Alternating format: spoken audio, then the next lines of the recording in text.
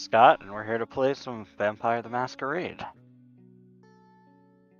I'm gonna just jump right into it because describing your character and everything, comes after the intro. So, the embrace. There is no fear as your life is fading away. You feel an unexpected comfort in the arms of the being that is taking your life. You experience a surprising calm as it all disappears, drop by drop. It takes your fears, your worries, your dreams, your joy. Then your conscience vanishes, and all that's left is blackness. You open your eyes. There's a lingering feeling that something is missing, but something else has immediately overridden it. An electric purr that stirs your senses awake. Coming back from death is slow, sluggish. Above and around you are slow, winging hunks of meat, like the bodies of that deathly migration. Beside you are others, also escaping death's embrace.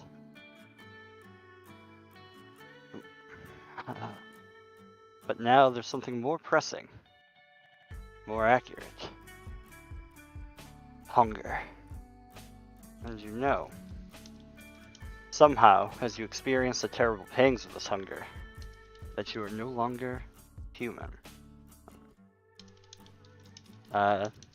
You look around, see the others, and we will randomly determine who will describe themselves first. Rain, you are chosen. All right. Do I use what you provided, or? I mean, roll with it. Describe your character to, what you're feeling. Feel free. All right. Rain has just recently gotten out of jail. He spent most of his life in the system, and he's quickly to anger, quickly to fight. Doesn't get along with a lot of people. He's finally getting out of jail for being there most of his life, and he figures he wants to try something else this time.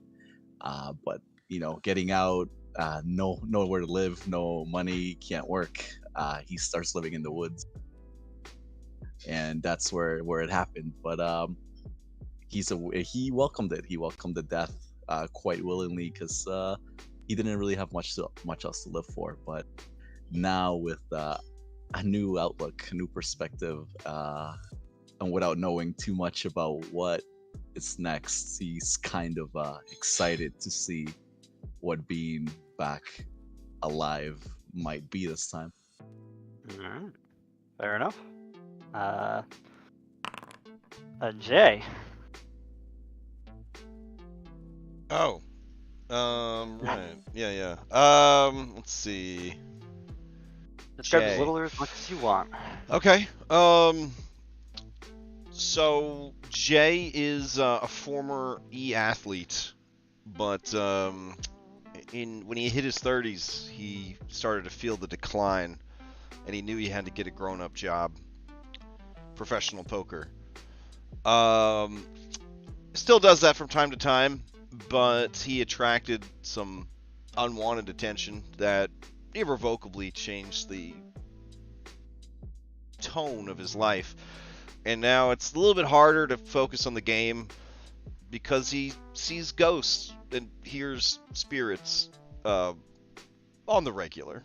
But lots of drugs, lots of people who are on drugs, drank enthusiastically, keeps the ghost at bay and helps him focus on the game. And it doesn't hurt to kind of live the vampire fantasy once in a while. Kind of doll yourself up. Really keeps your opponents off their guard when you show up in a Victorian era suit for a poker game. Kind of leans heavily into the vampire vibe a little bit. Favorite movie is obviously Morbius. So. All right. Well, let's see if this is. Oh nope, sorry, it only grabbed one of you. Not a fair roll. There we go. Blake, you've been chosen regardless. Alright. Well, Blake is that girl who was always all up in people's business. And ultimately made that a career as a reporter. Originally doing sort of exposés, but recently she's been focusing on artists, specifically at the Black Rose Gallery, and when she was finally gonna go meet the owner, some shit went down, and now she's a vampire, which is... She has questions. There could be pros and cons, but one of the things that she notices is that her new senses make it very easy for her to be overwhelmed, particularly in the grosser parts of the city. She just wants to be surrounded by pretty things, because isn't that what vampires do? They just sit around in, like, gothic castles and look at pretty shit. But she's still gonna do a good job because she's dedicated to her work, so if that means she has to go through filth, she will. She'll just complain about it incessantly.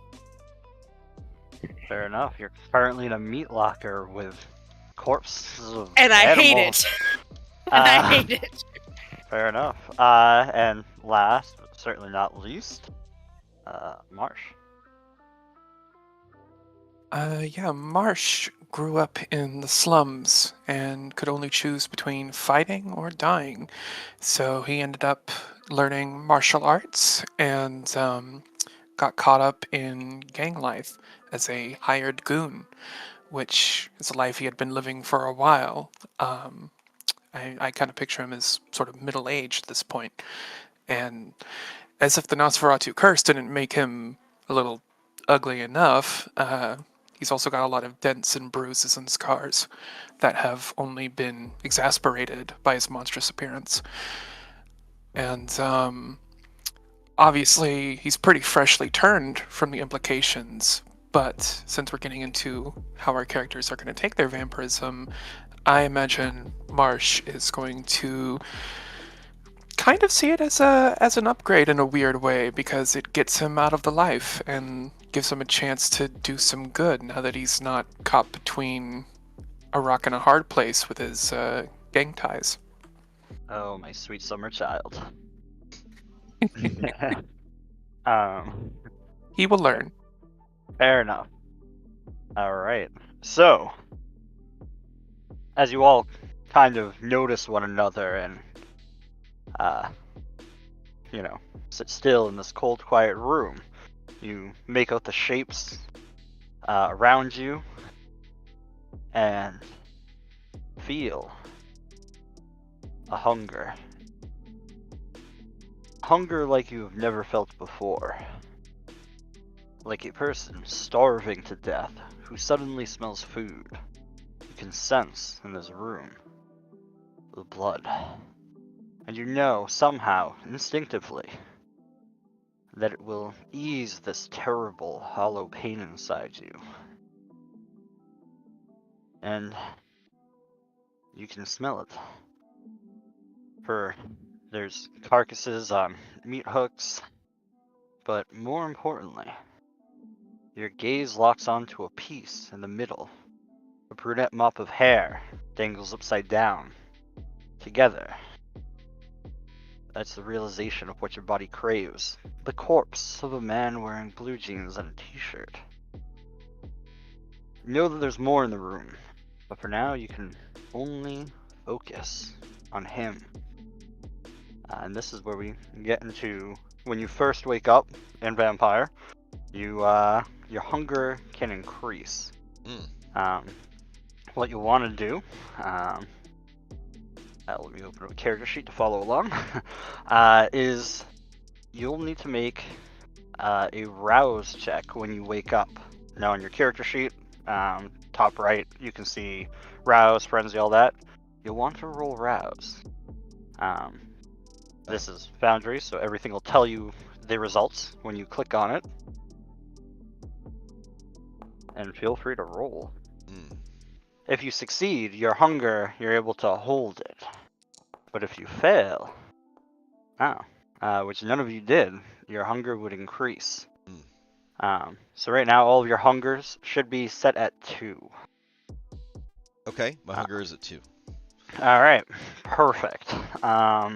So at 2 hunger, you feel, drowsy. The blood, it snaps you into focus. It's a significant hunger, and you sense that just even a small sip from the body would ease this. Maybe the animals could give you sustenance, or maybe you can resist. Would it be shameful to defile the dead, especially knowing others are in the room? Or is it maybe just dread? Or maybe you surrender to the hunger. Beggars can't be choosers. Do any of you... Do we get Okay. Do we get a sense that other people, that the other people that we're with are also having these moments? Or are we like, oh god, it's us, and a bunch of other people, non-hungry people? Oh, okay. Taking a look, now, if anybody feels like they are freely looking at everything, drooling, they may certainly describe it that way. If you're trying to resist showing it, obviously you could try to hide it. I would imagine that just looking at general character stat blocks, anybody who has a, few points in insight or investigation could probably tell that individuals are, other individuals are in a similar boat. You could also roll if you were interested in such a thing. Because I kind of want to get to the human first. Oh, Mm. I have Because a as question. gross as this place is, I would it's new and exciting, and I think it'd be fun. Oh. Yes. Are there any ghosts? Because I can see. I wasn't making that up. I can see ghosts. So are there any ghosts? Because I'd probably be more distracted by the ghosts than my hunger, since I made my rouse check or whatever. Yeah. Very, very fair. I believe the presence of ghosts is the discretion of the storyteller. It is. You currently are not. You may be searching, maybe perhaps thinking you'll find something, but currently your circumstance, you do not sense any ghosts, and all you can really feel is this hunger. Okay. To make an attempt to both resist the hunger and not show my hunger, what would you say would be an appropriate role for that? All right. You can freely resist the hunger because you're only at hunger 2.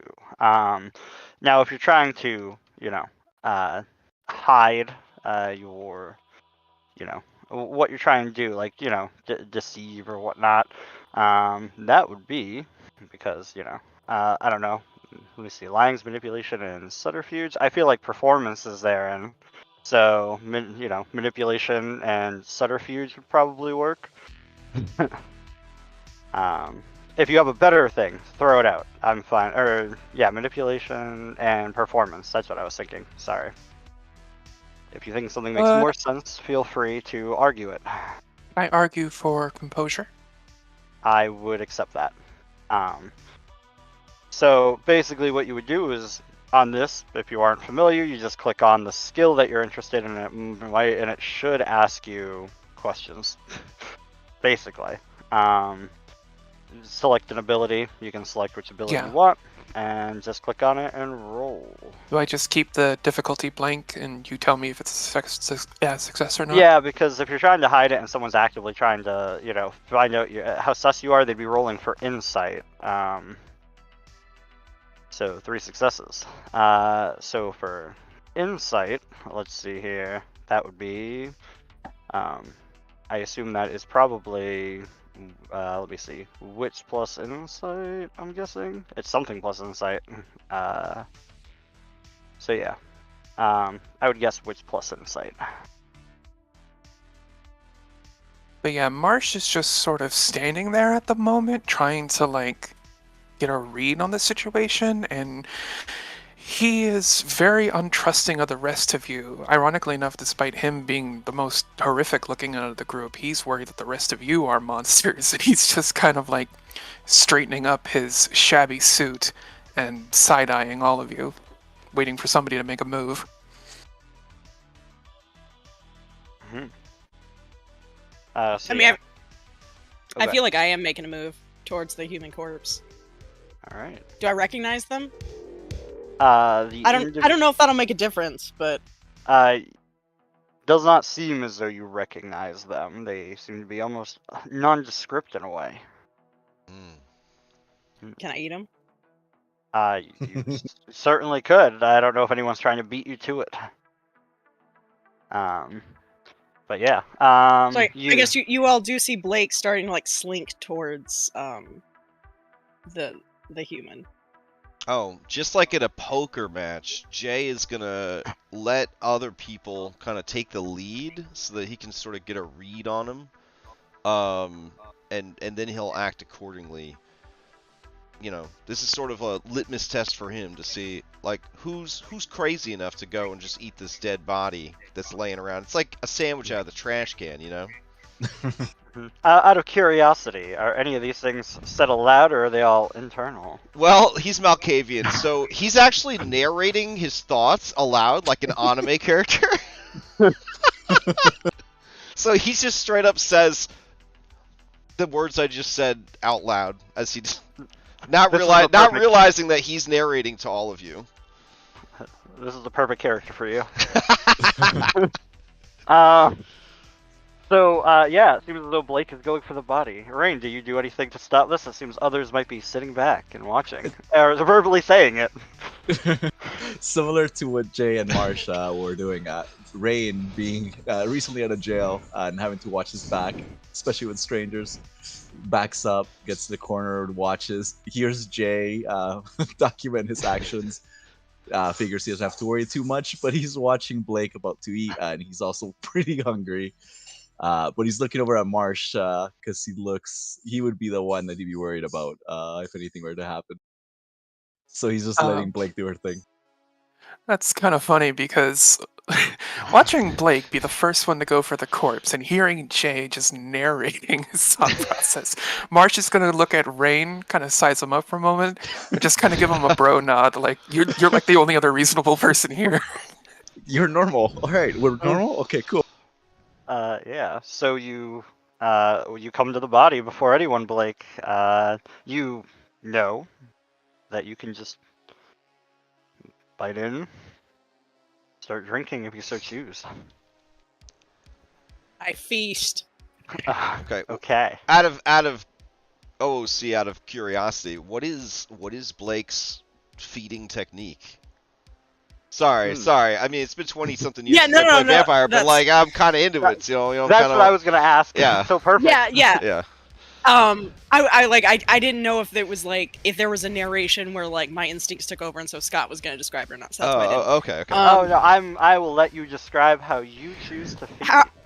How is this person again? Are they just like on the floor? Are they hanging up like on a meat hook? Yup, their ankle. They have a meat hook through the ankle, hanging down from the arms draped to slowly striking against the floor. You can kind of hear the nails ripple against the grate as you get closer.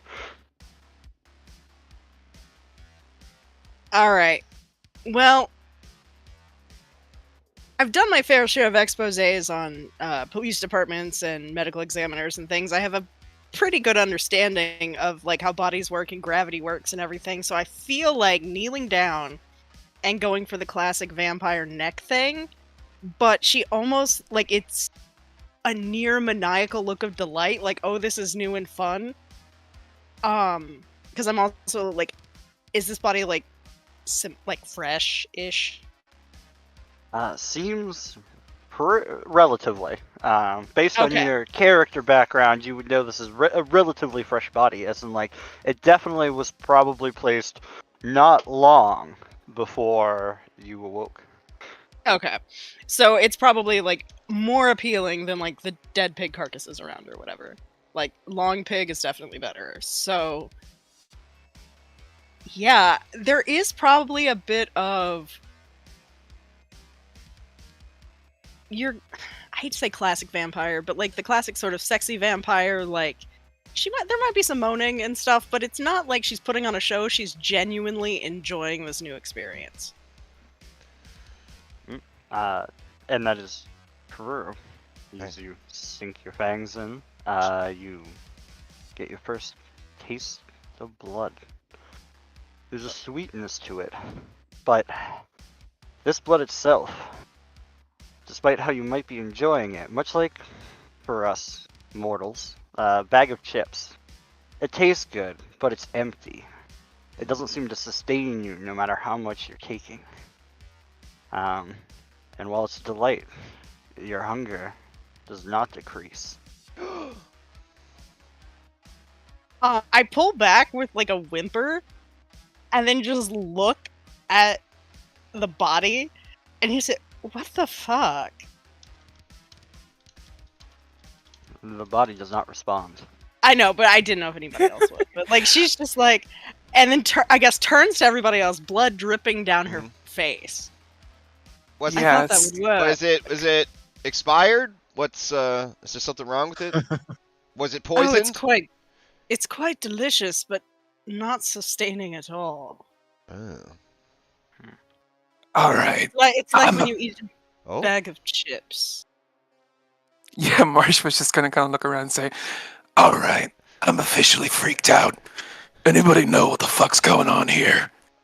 Oh, wow. Jay thinks to himself, that guy's voice is real spooky. But I'm not going to let him Jay know. is saying that out loud. Yes. But I'm not but I can't let him know that I'm scared of him. That'll give him an edge. We can't afford that this early in the game. You do realize I can hear everything you're saying, right? Holy shit. Oh, why'd you tell him? It was funny when he didn't know. Do you have psycho powers? Yeah, sure. Oh, wow. Okay. As you look closer at Marsh, he might be a spirit. I mean, look at that face. Mm-hmm. Might be, might be a spirit from beyond. So, OOC question. Were we not vampires until just now when we woke up? Like, did 4 different vampire guys turn us into vampires and just leave us here as like a social experiment? Or That's a good question. So, hold on, as you bring it up, actually. Yeah. It's almost like the people who wrote this knew what Okay. you were gonna ask. As you think on it, you realize that there does seem to be some almost lost memories between your mortal life and the current moment. It's as if the embrace itself, which you remember in some, vague, clouded way, yes. washed away parts of it.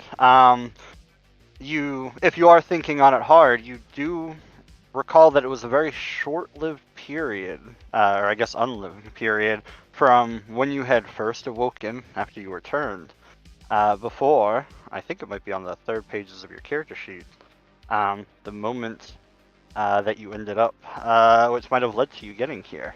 For each of you was, because I think it might be the bottom right of the last page. Mm-hmm. Yep. Mm-hmm. So whether you choose to share that information now or out loud, for some of you, or not, is entirely up to you. I mean, I guess if Jay thinks it, he's gonna say it. That's yeah. Jay is haunted by the image of the Yankees logo hovering above him, its white starkness shining in the dark. It looms as he feels the soul he lost in the wager drained from his body along with his blood. He wonders, are these other guys afraid of the Yankees too? About halfway through that, Marsh started looking for a door. Oh, we've got a Red Sox fan. Lovely. Rain looks at Jay and goes, "You were taken too? Oh, were all you guys taken? Excuse me? You were taken Taken? or no?" Oh no, I mean, guys are cool, but I'm a power top. You know what I'm saying? Like I don't. Jay takes. Jay doesn't get taken. Unless you're a muscle lady. He looks over. No. He looks over at Blake. Jay analyzes Blake's body, seeing if maybe she's a muscle lady. She's not quite a muscle lady. She's got some lithe muscle, but she's not a dommy mommy. Okay. Jay realizes that Blake has potential, but isn't there just yet.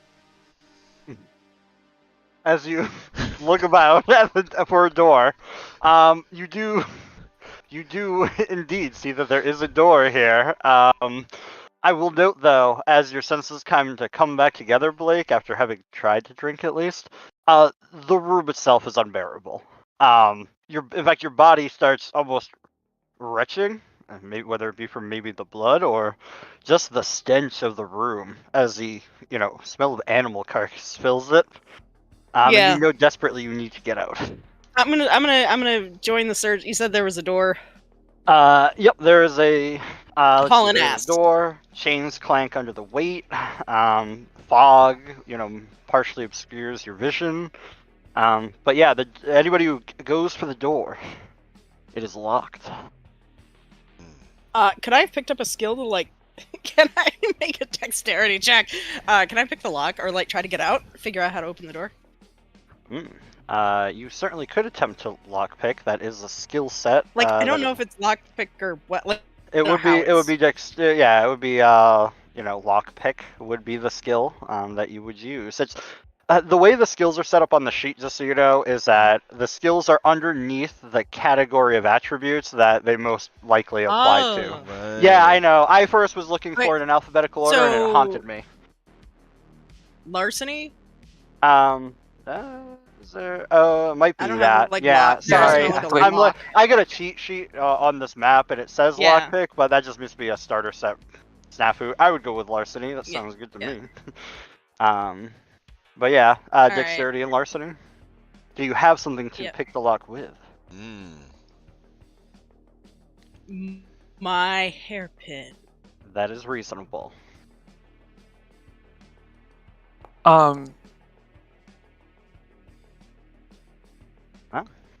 Oh, I was just gonna ask if Blake shoved past Marsh, who was already at the door. Probably, and you just hear her making gagging noises that I'm not gonna do because people don't want to hear it. But it's like a cat with a hairball. Marsh just kind of backs off and holds up his hands oh, okay, then whatever. Let's see. So, I just want to double check. Yada. Oh. She was just so freaked out by Jay, she just had to leave. Fair enough. As you go to do it, you feel like you could have succeeded, if not for the fact that, for whatever reason, the aesthetics and the smell of the room have impaired you, and you do not quite have the same skill set that you feel like you should have had. I.e., you should have actually rolled with one die fewer, which would not be enough to succeed. So try Clan Toreador.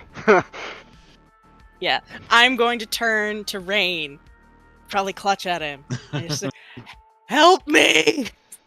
Rain is already pulling out his pocket to pull out a little thing. It's no lock could resist these hands. Let me get through here, please. And it's dexterity. Dexterity plus larceny. Alright. Wow. 2 successes actually is enough. As I said, Blake could have, however, there was the issue of, being a Toreador. But you do hear the satisfying click of the lock. As if, you could open it now. Open sesame. That's incredible. It takes the guys on Critical Role hours to get past one of these things. I'm already running out the door. I'm already right, out the door. As you burst out, piling out into the into a kitchen that is bright, reasonably clean, and features the type of equipment you'd expect in a high-end restaurant. Okay. The contrast with the meat locker may give you pause. As you bust out, you see that there are there are two exits: a set of doors that no doubt lead to the main room of the restaurant, and a side door with a green emergency exit sign. However, before you can take any actions, what you run directly into this dude here. He has a flashlight. Oh my God! It's Elon Musk. What? And the dude just kind of looks at you and like, because it seems like maybe he's a guard armed with a flashlight and nightstick. The outfit doesn't fit him too well. Better than probably worse than what the picture or the token, the beautiful token, indicates. He flashes the light directly into your face. However, some combination of you may have recognized this person before. Let me see, because each of you might remember differently. Yeah, do I recognize this person? Yes, but let's see. I'm gonna go down the line here. Blake, vaguely familiar. Some parties perhaps in the past. Never really belonged together. Person looks like remember them kind of was like a drug dealer. Perhaps some glimpse of recognition. Jay. Let me see. Okay. You remember their name, Parker. Perhaps a distant relative, mayhaps. Marsh. You trained in martial arts together until they stopped training and became a drug dealer, I guess. Apparently, this is what connects all of you. This one dude here. And what do we got? Rain. Let me see. You spent time in prison with us, an inmate, fellow one, and you had a relatively friendly relationship. Of course, he's shining the lights, and he's a little disoriented, and at the fact that some people just bust out of a meat locker, perhaps. Do any Blake of you is still react? covered in blood. Actually, she's probably running to the sink to wash it off herself. Fair. Jay, Do any of you- Jay takes in the sight of Elon Musk wearing a security guard outfit and realizes that it's all starting to come together. With that much money and power, it was only a matter of time before Elon decided to reenact the Saw movies himself. As Jay narrates this out loud, and Blake runs to wash up, are Marsh and Rain doing anything at the same time?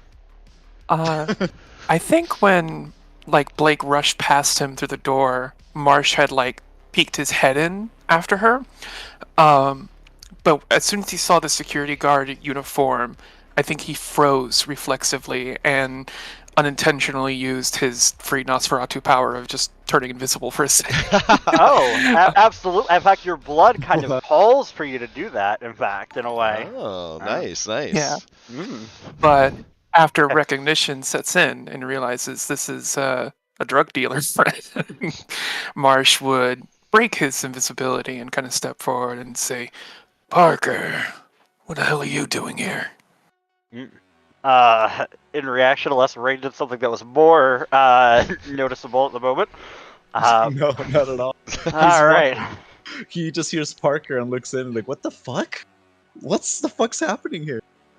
Oh, all right. As you both are kind of shocked and people are running about, washing hands, somebody's talking about their life story out loud or something about Elon Musk and whatever Twitter X scandal's going on now. The guard Parker just like, who are you? We're looking at you, Marsh, because he has no clue and just notices Rain a little bit, like, oh. So he just stammers a bit, like, are you guys good? Like, where?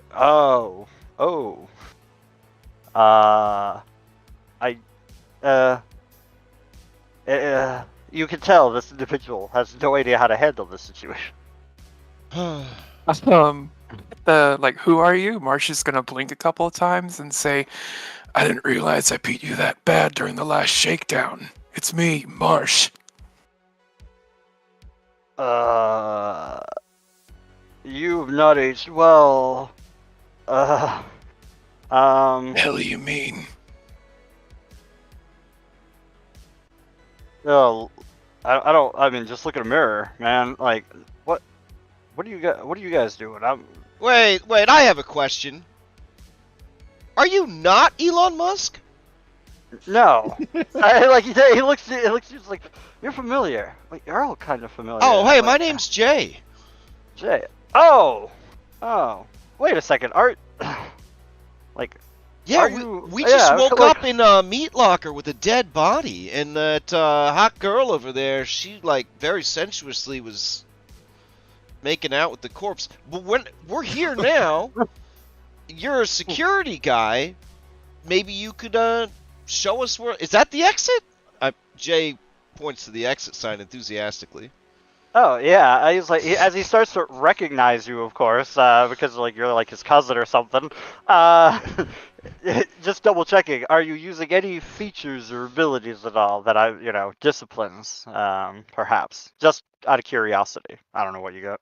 Well, I don't want to give away all my cool shit, but I can. Okay, I can do a pretty cool thing. I'll hold on. I'm just Hold gonna on. Jay is all natural right now. Yeah. Feel. All right. Fair enough. Feel free to, because like he's trying to get a read. There's a lot of people going on. This woman's covered in blood. You said she was making out with a corpse. Yeah. There's a lot here. I mean, you just want to get out of here. He probably doesn't disagree too much. Feel free to. Oh, but try as to he's persuade him. talking to me, I would like to use my insight, which I roll 9 fucking dice on, Yeah. to make sure he's telling us the truth when he talks to us. Feel free to roll those. Oh, okay. Yeah, just I'm sure you'll succeed, but you could get a messy critical, and that would always be fun to watch. All right, so my character sheet says I got 9 dice. Heightened senses is factored in, +1 if trying to detect lies.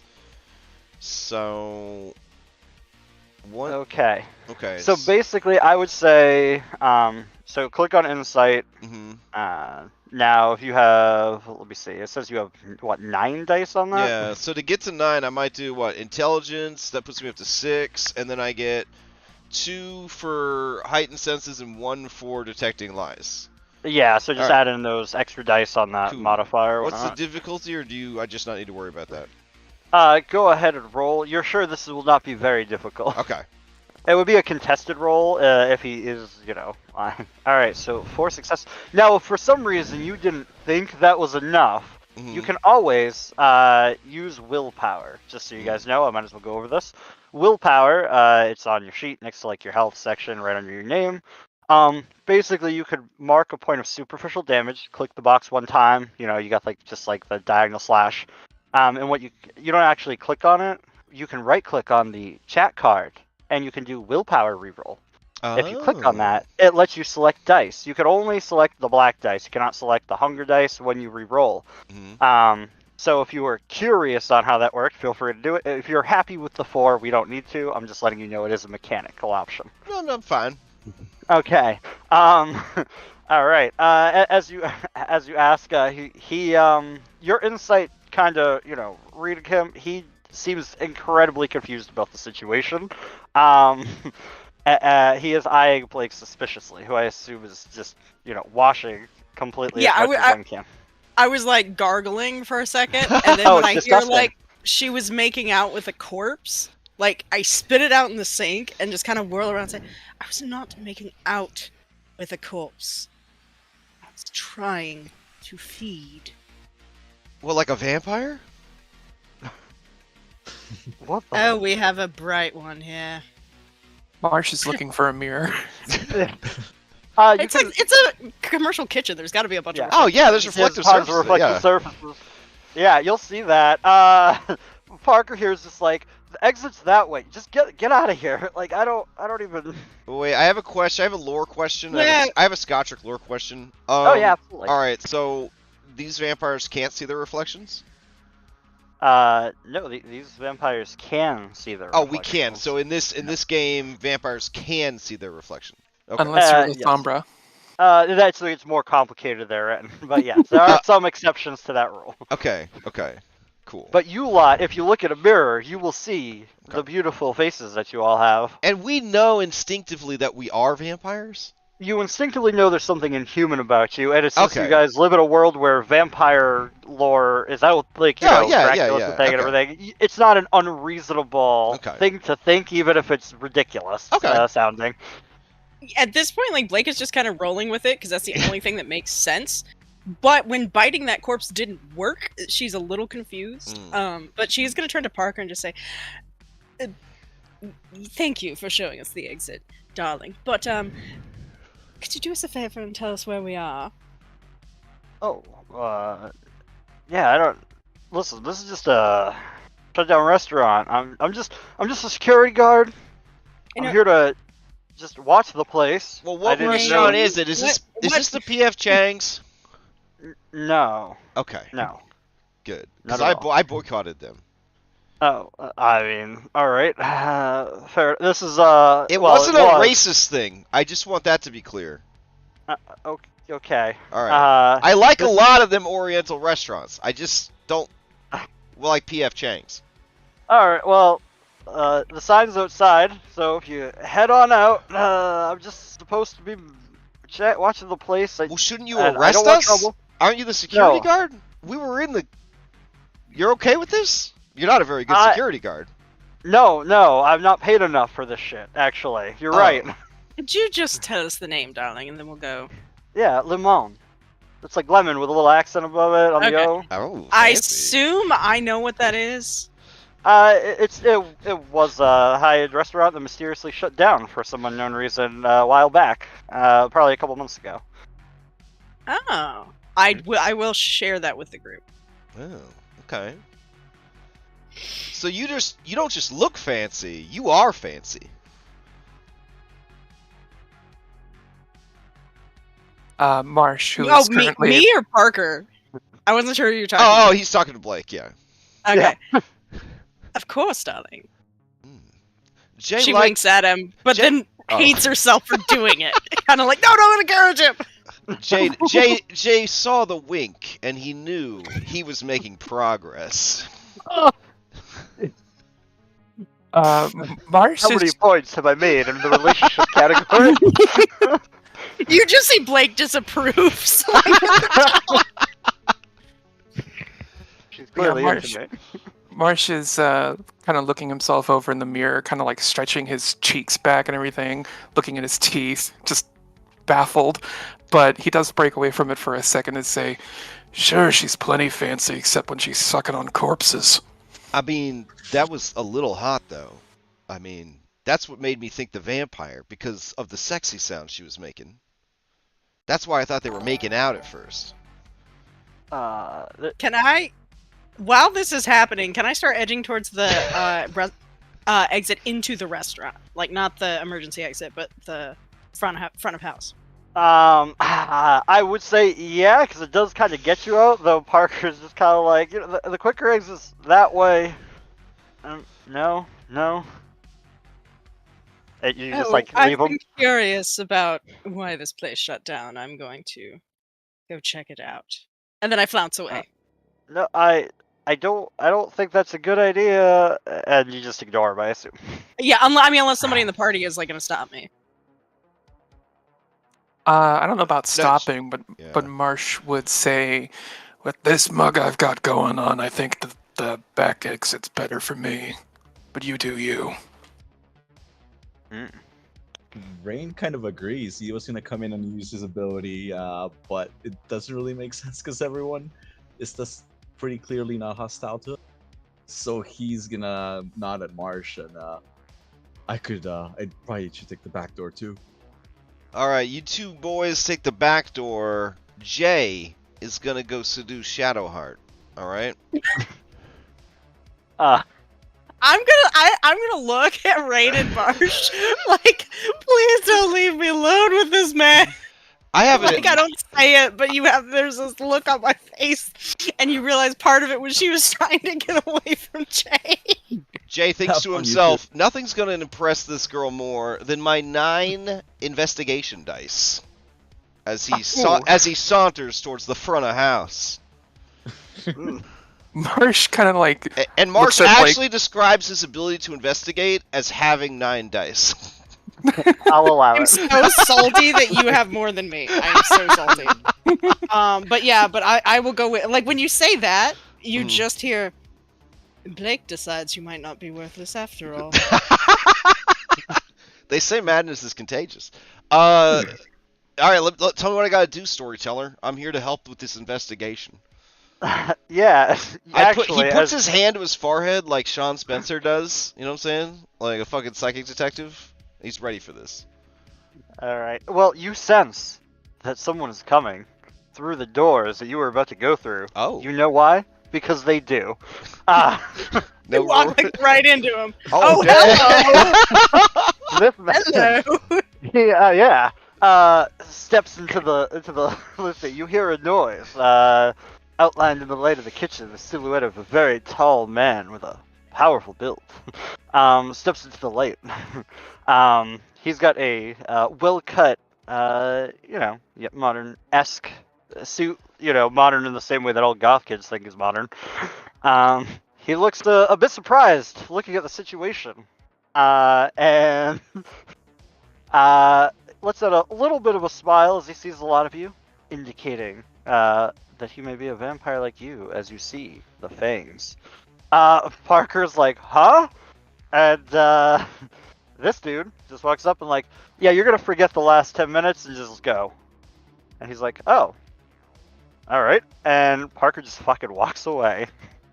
And he just kind of walks up. I don't know if the two of you that were leaving out the side door actually left, or if you decided to watch the shenanigans that Blake and Jay were up to. I mean, Marsh was just gonna like shrug and go towards the emergency exit. All right, fair enough. But yeah, Rain, were you also following, or is anybody abruptly stopped because this dude appeared? And... Rain's slowly walking towards that direction, but he's like, "Have fun, guys." He's gonna slowly, but he's gonna keep an eye out, a little bit far, but he wants to see what's happening with this guy. All right, fair enough.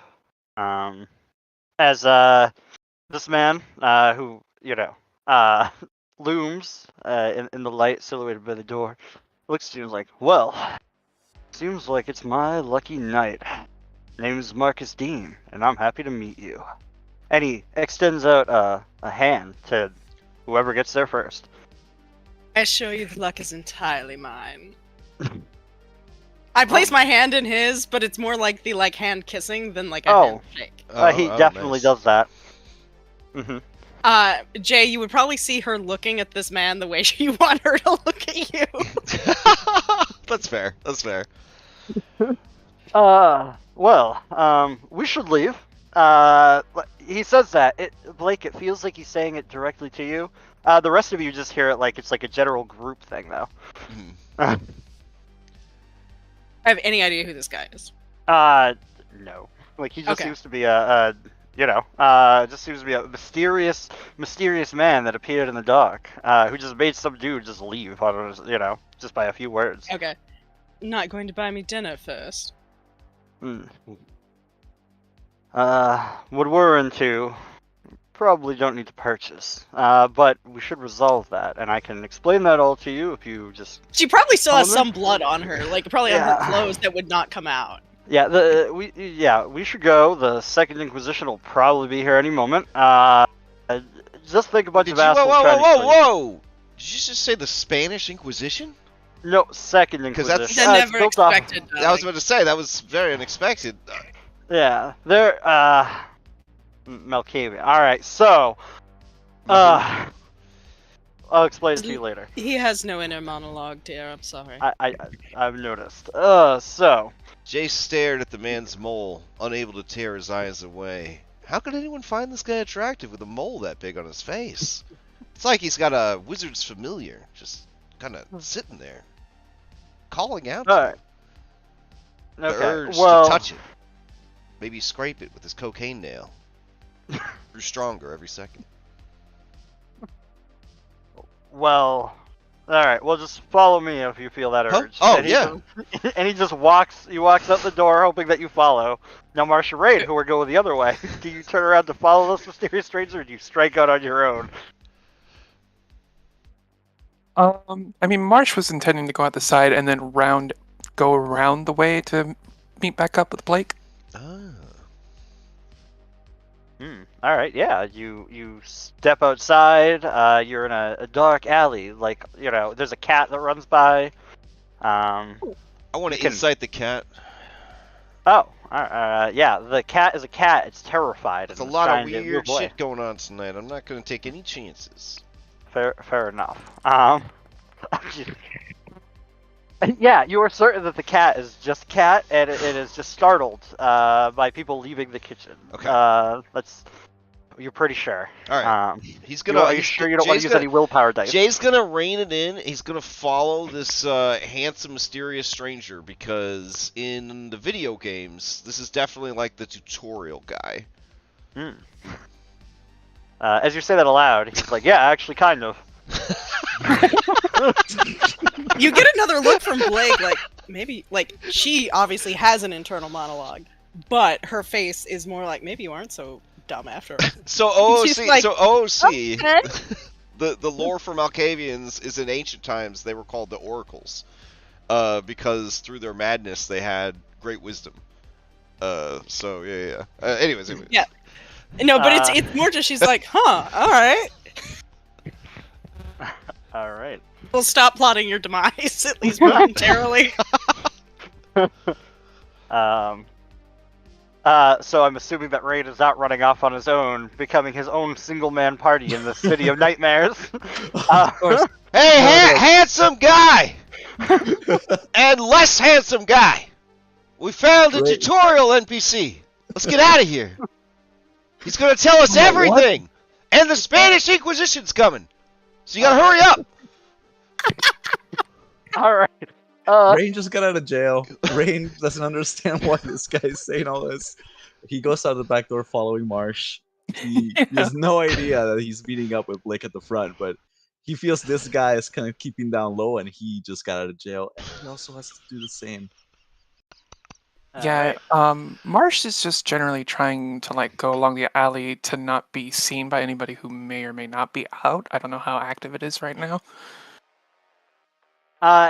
In the alley in the back, it is, it seems to be fairly deserted, and at the end of it, out to the street, there is parked right up alongside the alley, a little bit on the sidewalk, is a large black SUV, tinted windows that clearly are legal. It seems to be built, and anybody who goes outside will see it if you go through the front, the back, whichever way you choose to go. It's there. You do, if you wait long enough, the tutorial NPC seems to be going into the back of the vehicle, ushering anybody else to join him. Can I see if this, like, I feel like we're about to be abducted, and like, I don't like this. As pretty as this guy is, I'm still not so sure. Is there any way I can like sort of look around, piece together like what the hell is going on? Or is it like still just pretty like is it what you described?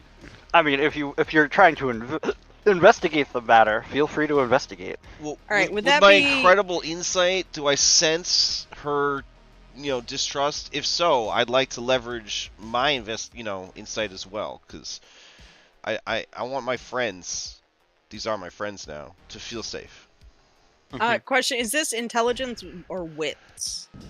So in investigating things, that is a good question. It kind of depends on how you're choosing to do it. The way to think of it, actually, is the top line. So strength, charisma, and intelligence are like the brute force version of things, interestingly enough.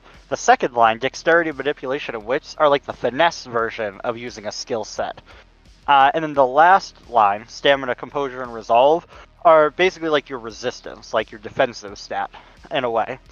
So it depends on whether you're trying to think hard about it, or if you're trying to see or if you're trying to be more crafty about it. That's really the way to describe that. So wits, because like I'm trying to be to be crafty. All right. Like all role-playing games, all you have to do is bullshit the GM. Oh, okay. 2 successes. All right.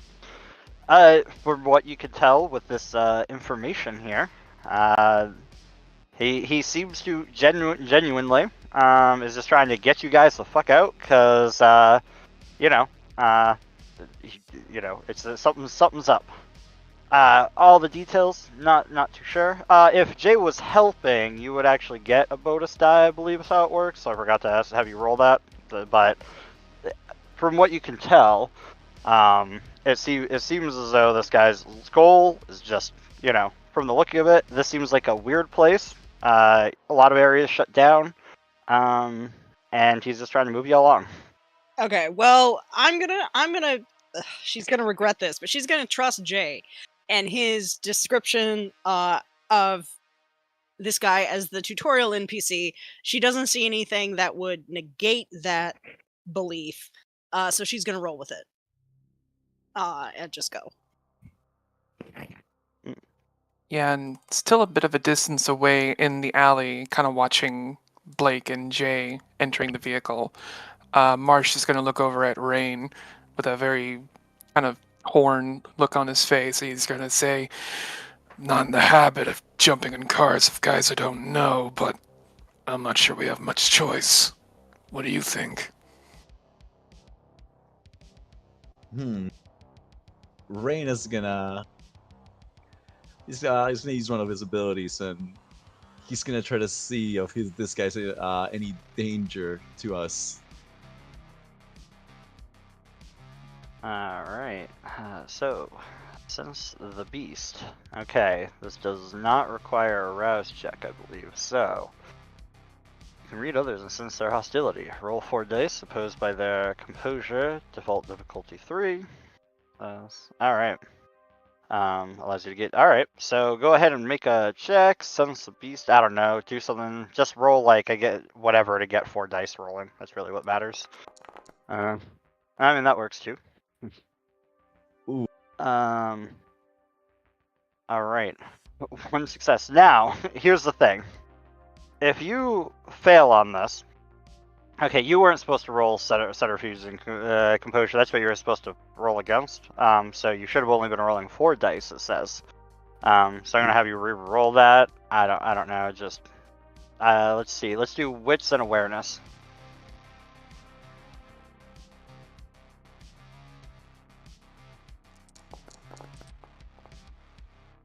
There you go.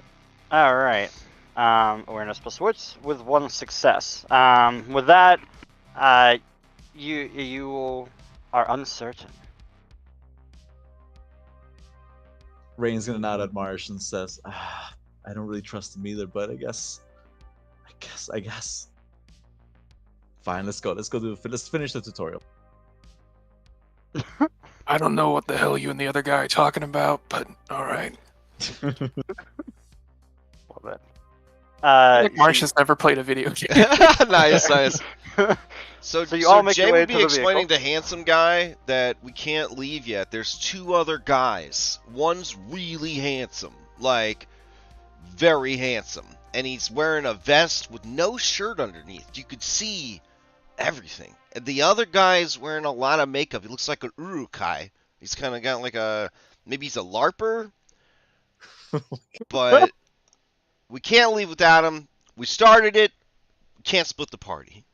Yeah, is that them there? Oh, He yeah. points out the open door as they roll in. Sweet. Perfect.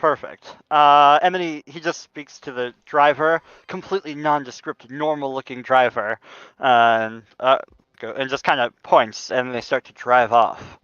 Yeah, I heard something about Second Inquisition warehouse. This involves all of you somehow. Think of, Salem witch trials, all that, Spanish Inquisition. But imagine that modern days with all the technology of a post 9/11 world at their disposal. Do we have like our phones or like personal effects on us? You have whatever is in your inventory. I think that's in no, not description. I don't know. Other maybe? Yeah, equipment. I think someone stole my phone. Okay. So I do have my notebook. Great. I'm taking notes. Okay. All right, Hermione. Someone took my driver's license. Mine's gone too. Oh my god, I'm so rich! Jay opens his wallet, revealing a ridiculous amount of cash, though some of the American currency is mixed with Monopoly money. Jay, darling, given your lack of an internal monologue, perhaps it would be safer if one of us carried your money. What? Nah, I'm good. You would announce to muggers how much is in your wallet, should they ask. Oh. I don't really know what you mean by that, but if you need to borrow some money, I'm loaded. You're Hey. looking better by the minute to Blake. Why don't you... She's like, I could go to the gym for this guy. It'll be fine. How about this? Why don't you take this, and when we stop at the gas station, you buy yourself a candy bar. And he gives her $100. She shoves it All right. in her wallet so fast. So can I change my equipment to where now it says 150? Sure. But at the mention of missing driver's licenses, Marsh is gonna like reach into his wallet, pull his out. If anybody is like paying attention, you can see he only has some petty cash, but he is wearing a rather expensive wristwatch. But on looking for the driver's license, he's gonna say, "Damn, mine's gone too."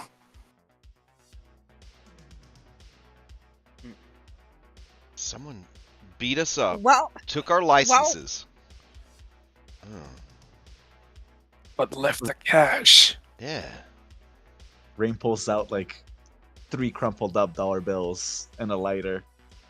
Yeah, I must have gotten robbed too, guys. so I have nothing. a digital recorder. Can I go back and like listen to any of that or look at any of my Ooh, notes? nice. And fill in any of like my missing memory blanks? Okay. Yeah. So digital recorder. I guess this is a character decision moment. How much of you in your personal affairs do you record digitally? If you go off to a hotel room with a stranger, are you the type that would digitally record the entire interaction? I mean, if it's like for like an expose kind of thing, probably. I probably would have it running. Like, I don't think I would necessarily keep all the recordings, but just like that way I'm not sitting there conspicuously taking notes. I've just got the recorder. But I don't know. Like, I mean, if I'm going there to like hook up, like I'm not gonna like make a sex tape with. I mean, unless they're into that. But like, if I'm going for source meeting or something, then yeah, I probably would have it. All right, fair enough. Let me read something on your character sheet. All right.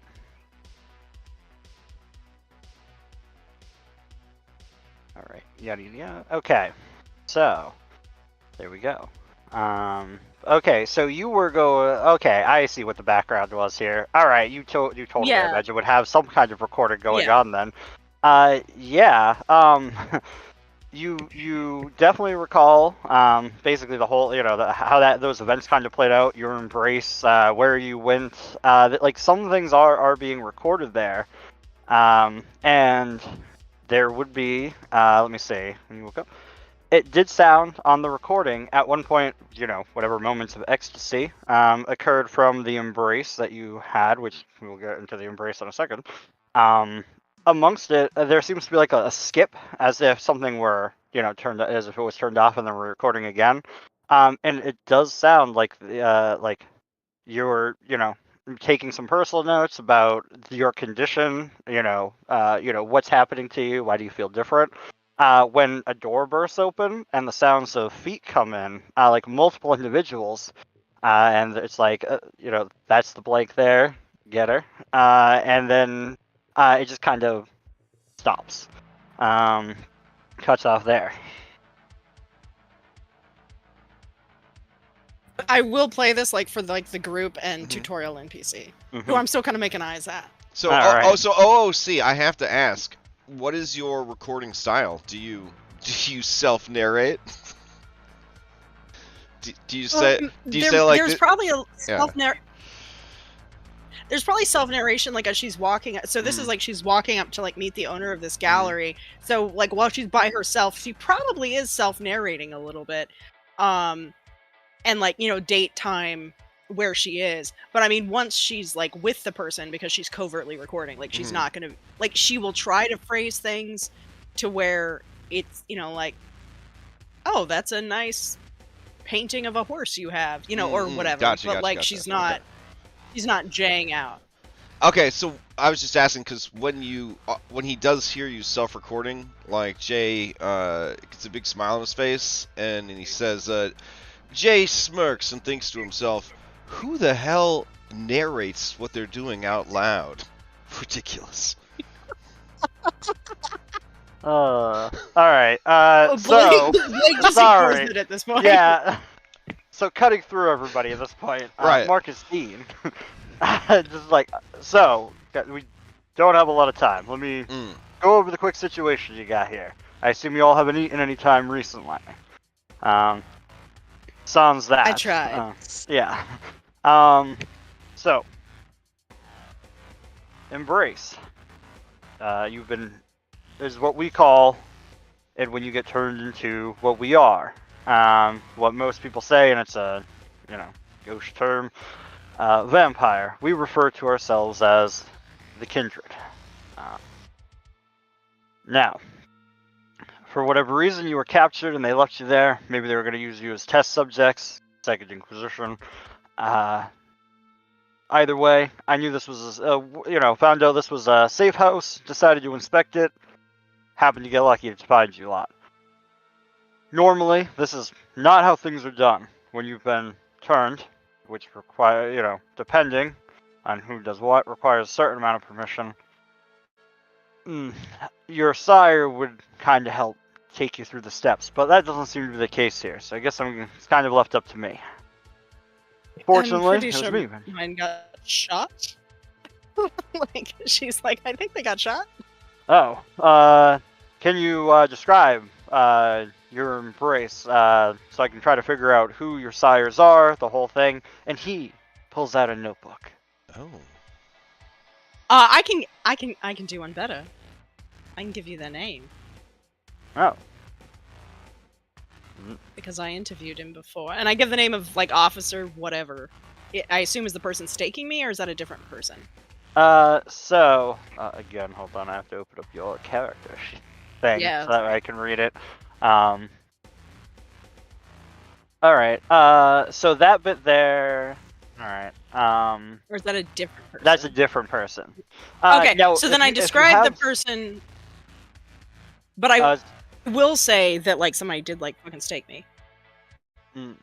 Yes, that would be the Second Inquisition. That's how you ended up here, or Oh, there. okay, all right. Well, I now know who one of them is, but I do give a description of the guy who invited me there to the gallery. I mean, you probably heard the voice on the recording. Yes, he did hear, which I mean he made a mental note of. But and he kind of was just curious about any and all of your situations. Just kind of see where you guys, how did you become what you've become in a way. Here, I'm gonna move us all over here.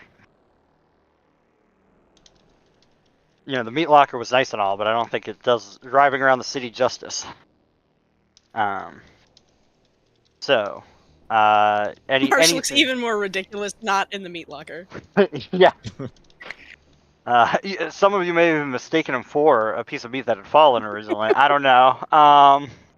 But yes, so essentially, he is curious about your embrace. And if you want to share any of those details with him, feel free. If you don't want to narrate anything out, you can say that you described the information, or of course, you can keep your secrets.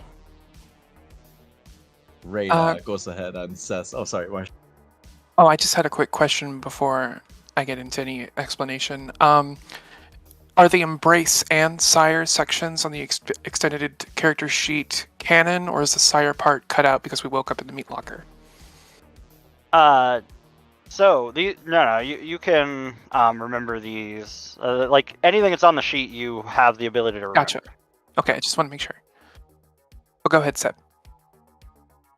Rain was just gonna share that all he remembers was he was in the woods for a few days and this wolfman aberration like came in the middle of the night and he was ready to just let it go and he woke up in a cave after. All right. Makes a note that you're into bears. Got it. All right. All right. And he just kind of looks down the line.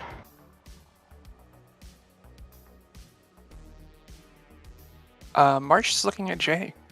Jay looking at Marsh, hoping that Marsh says what he's going to say first, and that it's such a doozy, nobody remembers to ask Jay what happened to him. We're all asking Jay now.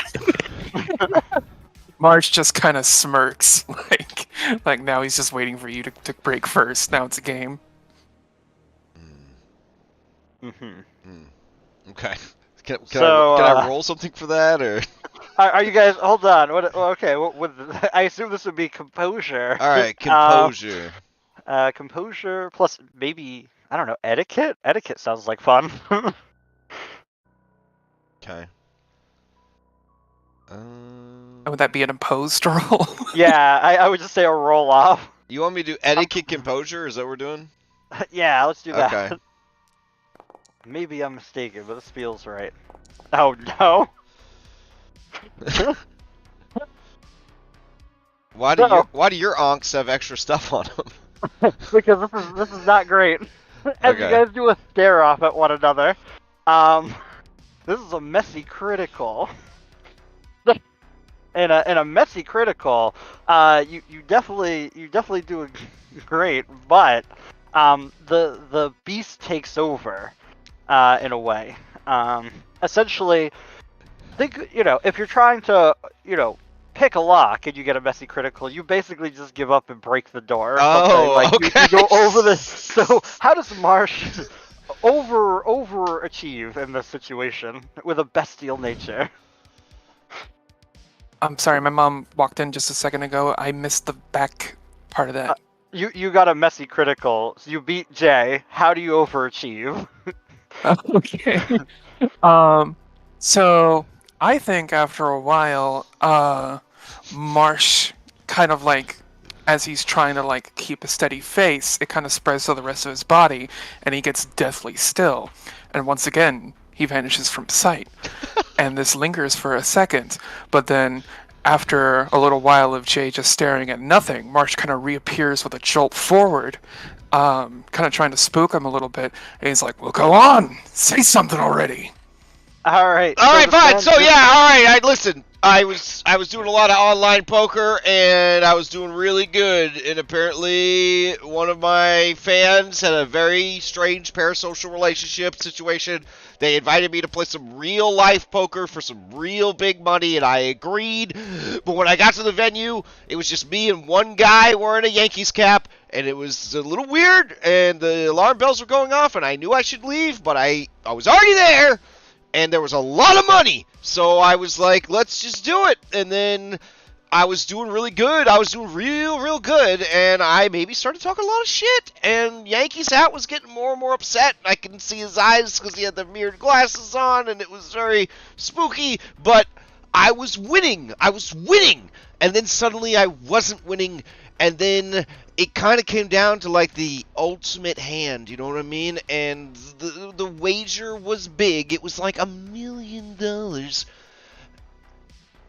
against my soul, right? That's kind of weird. So I couldn't turn down $1 million like cash right in front of me, especially with what happened with the Bitcoin and the Doge thing. And anyways, so like I went for it, and I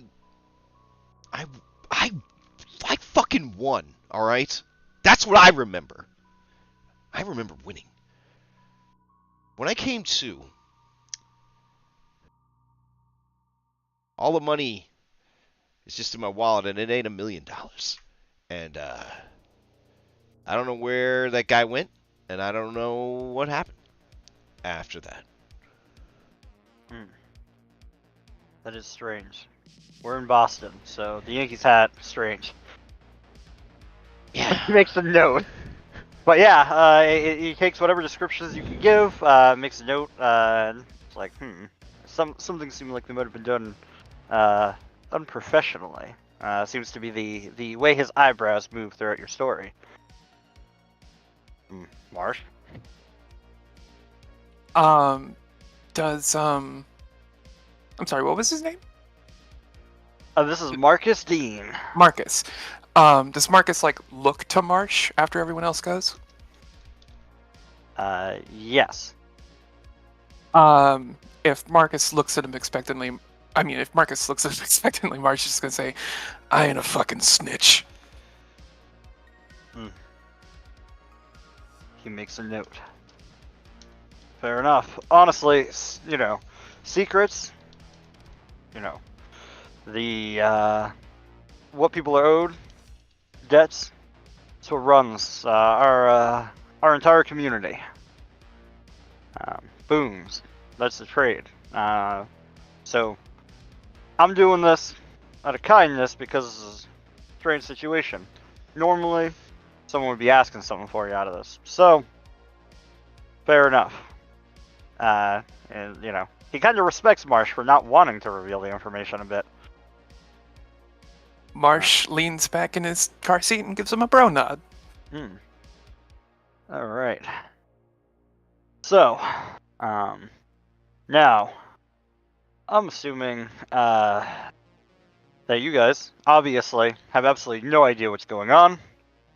And I'm here to kind of go over some stuff. So, like a tutorial of options. If you guys have any questions, feel free to ask. Otherwise, he will just cover the most important parts of the, the kind of the vampire rules and society. And he looks at you like, any questions before I delve into the, kind of what you need to know to survive? Go once. Going twice. Wait, so we are vampires? Yes. Yeah, I thought that was clear. I believe the term is kindred. Thank you. I think we're not supposed to say the V word. Is this V word racist?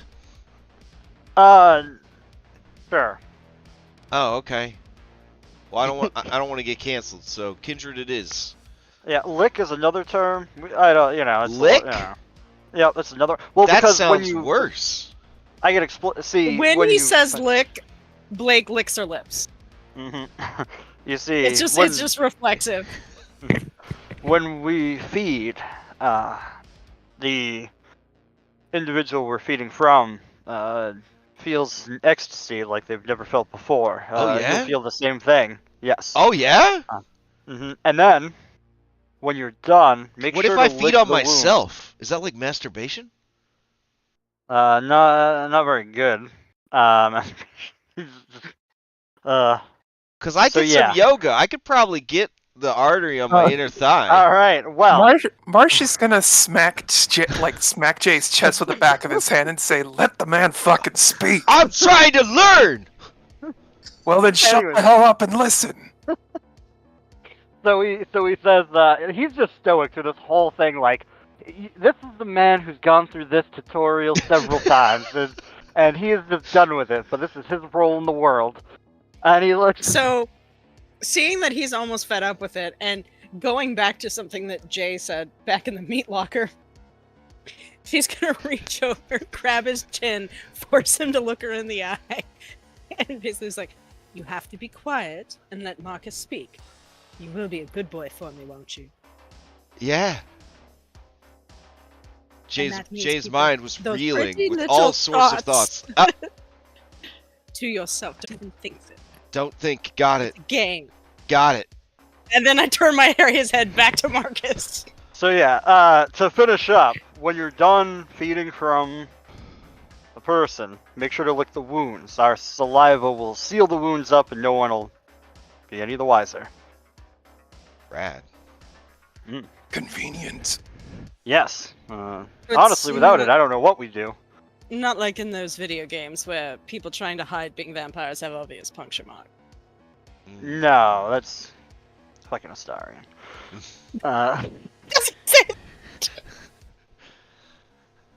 just want Marcus to play Baldur's Gate.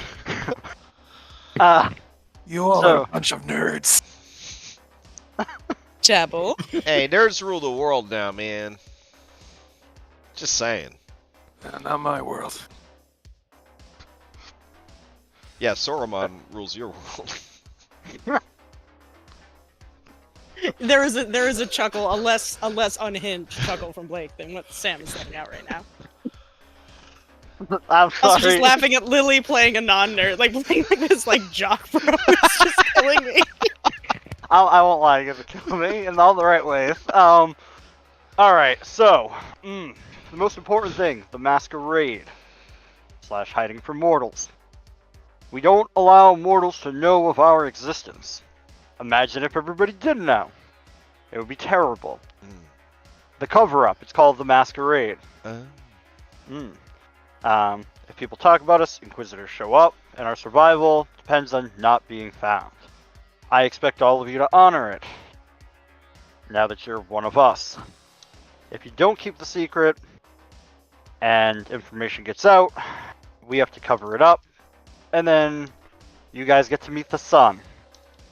Speaking of which, you always want to make sure that you are hidden from the sun as you get closer to dawn, because you will just pass out and the sun will kill you. That much is true. Mirrors, all that, garlic, it's all dumb. None of that's real. Blake goes back to like her list of like to do, and one was expose vampires, which she had already like changed to Kindred. She then just crosses the whole thing out entirely.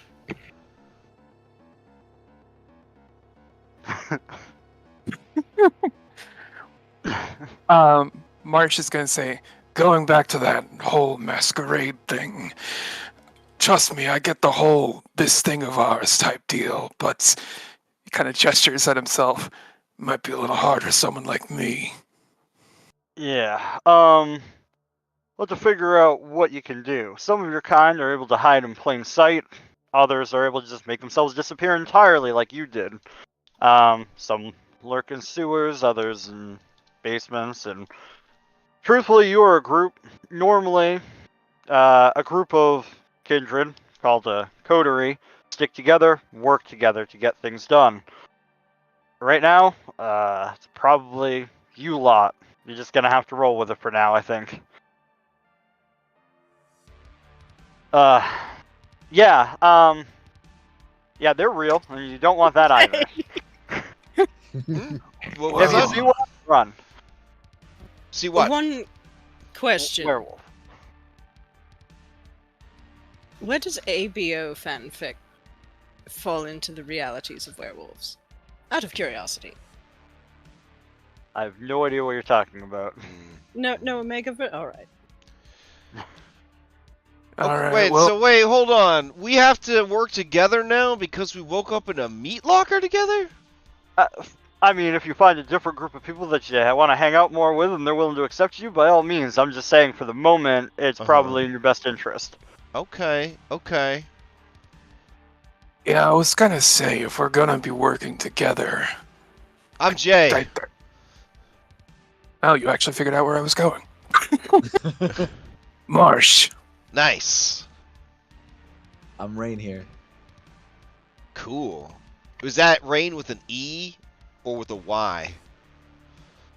AI. Just like the weather? Just like the weather. Okay. And I'm Blake. Appropriate. Okay.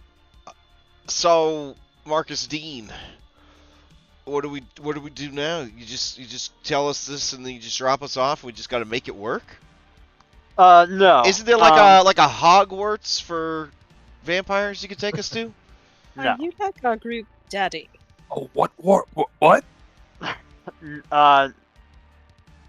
He contemplates that for a moment. For the moment, I suppose that makes sense. Wait, that you're our daddy, or that there should be a Hogwarts for vampires?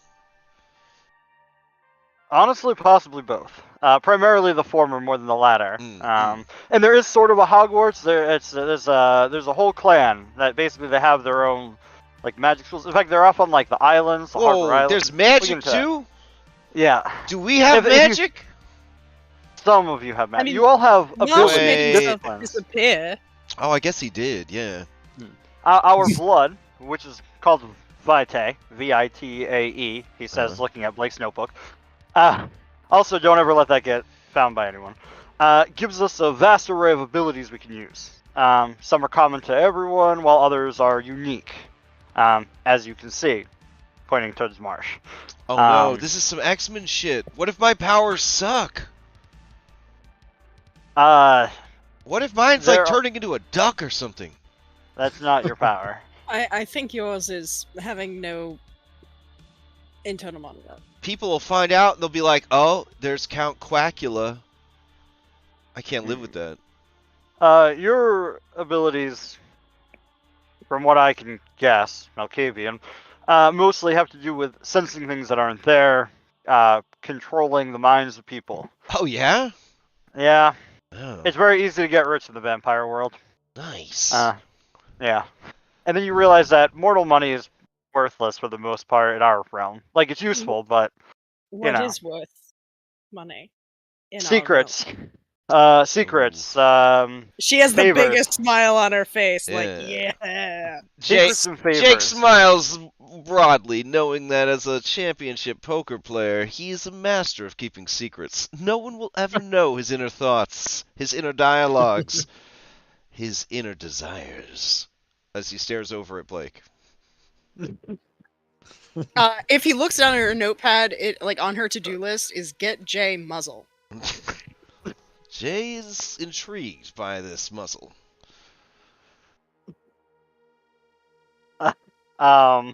So yes. Oh, Speaking of hey, blood- what? I have a question. I have a hygienics question. Yes. I use a mouth guard at night when I sleep. Am I gonna have to get that refitted for the fangs, or? Nope. The way you were embraced is how you're gonna be forever. Okay. So you'll never have to do that again. I don't have to use a mouth guard anymore, or I don't have to Right. get it refit. You don't need the mouth guard anymore. I grind my teeth in my sleep. They'll be fine in the Darling, the I don't dusk. think we sleep. Wait, Huh. so you're saying I'm gonna be stuck like this? Oh yeah, I won't lie. You got it bad, man. I mean, maybe you'll make it work. Look, if we stop by a Sephora and Jay lets me borrow his wallet, we can get you fixed right up, darling. So if my powers are dope mind control and making money, and her powers are being hot, is Marsha's powers being ugly?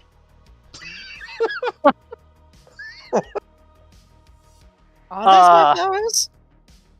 Actually, he's right. Your powers are kind of about being hot. I like as I say that to my breasts, Yeah. and then you- pause and then pull my dress down just a little bit more, kind of like, all right. Also, kind of leaning into his new role, Marsh is going to reach into his jacket, pull out a hockey mask, and just put it on his face. What you have a hockey mask Cover it for? up. I mean, fair. Honestly, Halloween's the best time of year for you guys. I mean, really, What year nowadays? is it, Scott? Yeah. What time of the year is it? It is May 28th. I forgot to press play though, so it's probably later than 8 a.m. or 8 p.m. It was 8 a.m. You guys are dead. Marsh, listen, I travel in some very peculiar circles online. You might not believe it to look at me. And trust me, there's people that are into everything that you have going on right now. He's right. Oh, that's true. A friend of Mhm. mine. I think Chris would love you. Yeah, you're gonna be fine. Don't worry. Don't worry. So what's Rain's special power? Smoldering? I'd believe it. Yeah. Older at us. Yeah. Uh, Oh, I feel it. I'm feeling it. What can? Because he's not sure. Because being beefy is not like enough information to kind of like narrow down on. No, you were talking about being assaulted by like a bear or something, right? Is that well, like a Wolfman. wolf? Yeah. Well, I meant bear in a different way. But anyways, so okay. So gangrel probably mostly meaning that you're able to awaken the inner beast, and use those powers. Perhaps even see or control beasts, like see Okay. through or control beasts. Nice. Basically, if rangers were good, combined with druids. He does make the D&D reference. Oh, nice. Okay. Mm. Okay. Oh, that's cool. Nice. Okay. Yeah. Well, I'm glad I don't turn into a duck. This is fantastic. That was a big concern of Yeah. mine. Although I Very don't fair. know, calling you Quackula does sound enjoyable. You see, Marcus Dean's willpower breaks a little. I'm sorry. I'm Uh, sorry, Daddy. I didn't mean to misbehave. There's a Or break even more. yeah. He's just rolling with it. Anyway, speaking of beasts, lurking within our vitae, there's a beast that calls to us. Oh. The hungrier we get, and the more we lose our mortal attachment, apologies, the stronger this beast grows. It can even force us to act in ways that we don't like and can't explain. He says, looking at Marsh when Marsh did the peekaboo attack or whatever. Be careful, and try to avoid letting your beast onto the driver's seat, okay? Got it. Now, in order to stave that off, you'll want to feed. And, looking from you, it seems like you probably could eat. I could eat. No, we're gonna... I already tried and it didn't work. What did you eat? Dead His guy. corpse in a meat locker. Oh, dead blood doesn't do anything for us. Oh, nothing. No. That's inconvenient. I mean, you can... Mortals, primary target for feeding as apex predators. You have the tools to do that. Feeding on humans doesn't usually hurt them. And then he explains, the trance and all the, things that he already described to you. Mortals can get addicted to this process, though. So, play it smart. Only take what you need. Remember to lick the wounds to erase the marks. Also, you'll always feel a little hunger unless you decide to completely drain the life from a mortal. I do not recommend that. So keep that in mind. Why not? Well, because when you have a dead body, you have to deal with what happens to the body. People go looking for it. If there's all of a sudden a bunch of disappearances. Now, a city like Boston with 20,000 homeless people in it, you could make it work, but it is not. Let's just say it's looked down upon. We could basically become the Batman of Boston. Just dispatching various villains and mentally ill. There are some who do that. It's, again, the type of blood that you drink will also affect you. Oh. So you Speaking got of this, some. do we need to worry about bloodborne infections? No, you'll be fine. It's just like if they're really high on something, you'll get that. I like that idea. Okay. Yeah, there are some people. That's their thing. Is that the Everybody kinda has only their- way we can do drugs? Yeah, otherwise it won't happen. It has to be in the blood that you drink. Got now, it. Can we, in maintaining the, she checks notes, masquerade, can we consume mortal food? So every kindred has a certain amount of call it humanity. The more of it you have, the more you can do stuff like that. However, for us, not really. That's more of a thin blood thing. That's a whole other thing, and I don't want to get into that right now. That's more, Whoa. Is there like a book or a website or an app I can get that would maybe in case you're just not around and I have questions? No, out of character. You can always look up the Masquerade version 5 rulebook, and you can read everything there. But no, we try not to, in case somebody gets their hands on it or whatnot. Well, okay, hear me out. This is gonna sound crazy, Mr. Dean, but what if you made a tabletop role-playing game about being a vampire in the Masquerade, and you put all the instructions on how to do it in the game, and you just hid it in plain sight? There are some You people that do don't- things like that. Don't say the V word. Oh, Mhm. sorry. You know, like... Oh, then maybe that would be a good way to separate out the LARPers from. Yeah. I just I feel would bet like I don't want to ever be where you are right now, Marcus Dean. Right? I understand. Yeah, I don't want to ever have to do what you're doing tonight. I don't want to have to introduce 4 newbies to being Kindred. That's fair. I won't lie. It's a tasking thing, but you know what? You feel a little bit better. Maybe a little bit more of the humanity comes back. Speaking of humanity, what you can do if you wanted to at least fake eating food, trust me, it will still not be good. You can try to rouse the blood. Now, on your character sheets, under blood... I'm good at rousing. Sorry, I can't even say that with a straight face. Yeah, no, on the top sheet where it says rouse, basically you can make that roll, and he'll, that's how it is mechanically. You make the rouse roll to see if your hunger increases. But basically you can call upon the blood to give yourself a flush of life and give yourself like temporary abilities to kind of function a bit more human. But it could potentially make you hungrier if you wanna. And I mean, he'll do it. So better to just like tell people that like we're on a diet or something.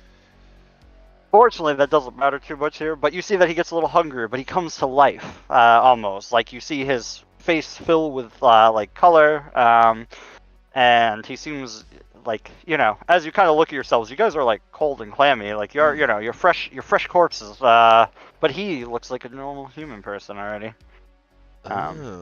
But you hear his stomach rumble a little, and you see him like his face kind of squeezes a little bit as though he's trying to resist something. I have another question. Can you eat other vampires? There are some that feed on our kind. It's again not. There's a certain consent. You get bonded to them. Whoa. Yeah. Feeding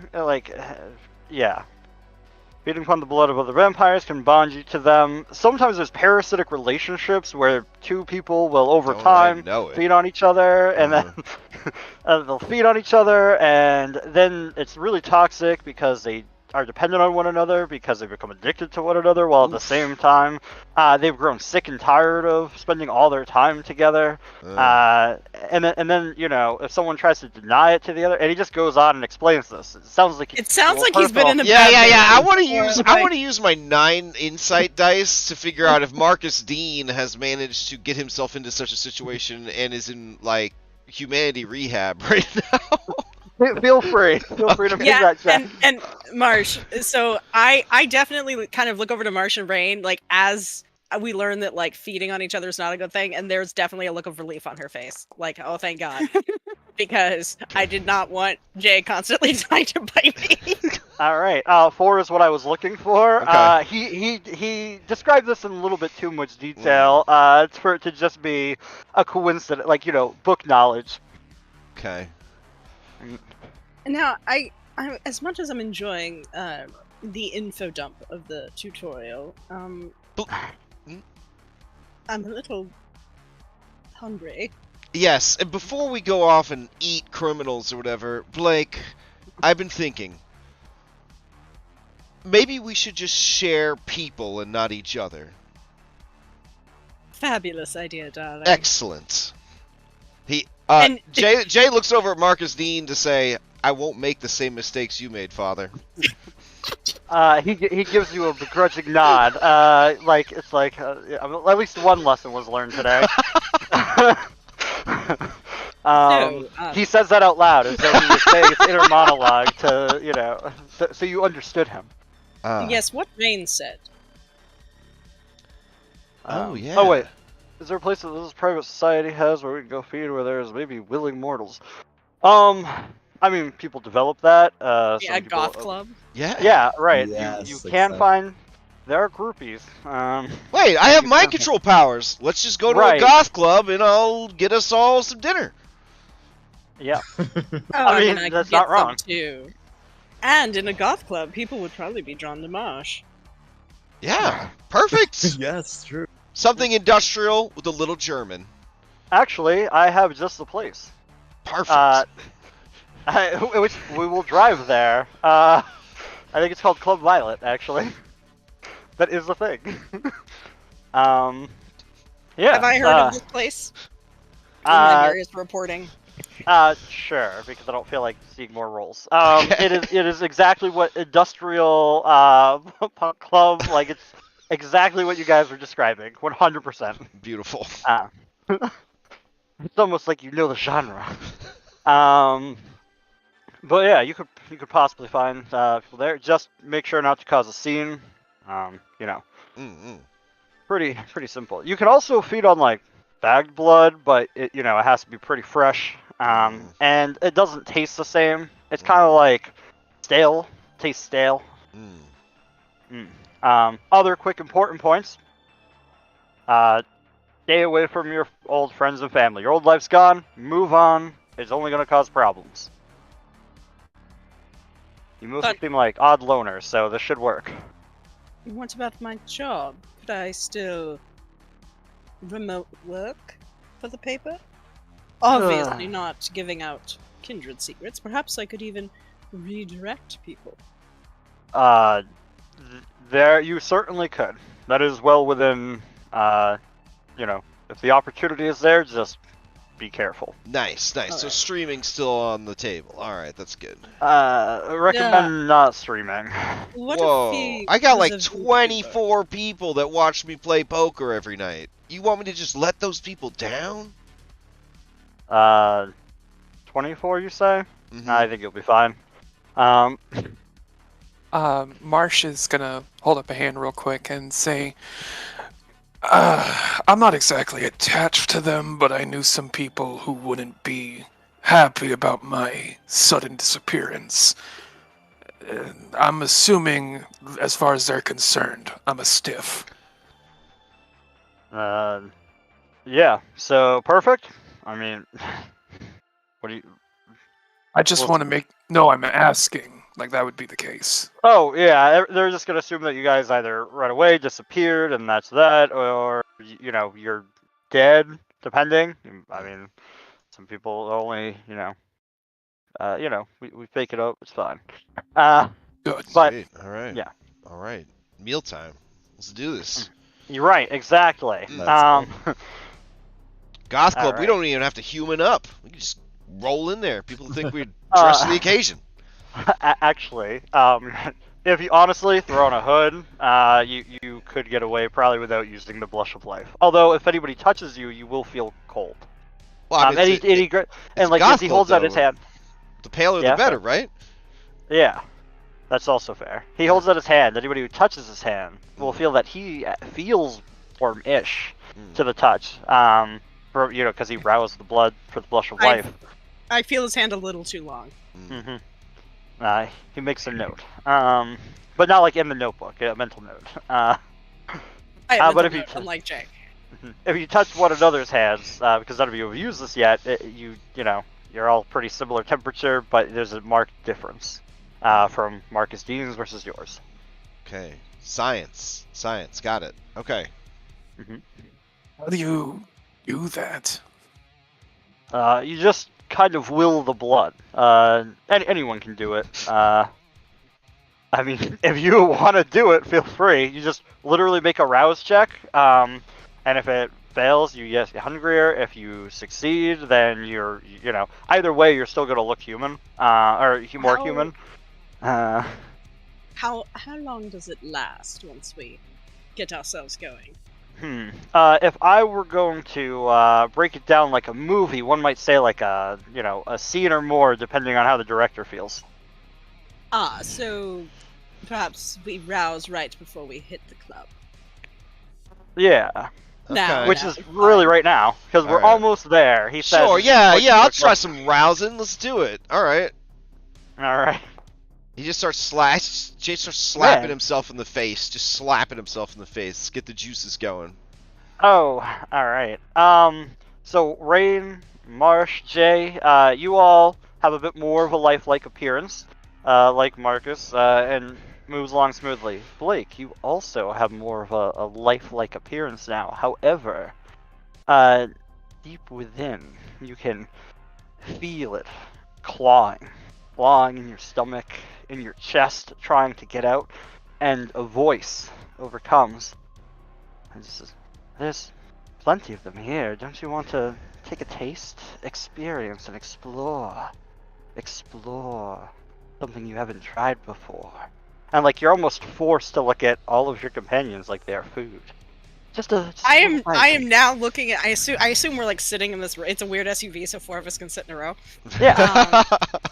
Or it's like actually like a limo on the inside, so we're like on the side. But like I'm going to turn and look at Jay, like he is an absolute snack, like with 2 C's.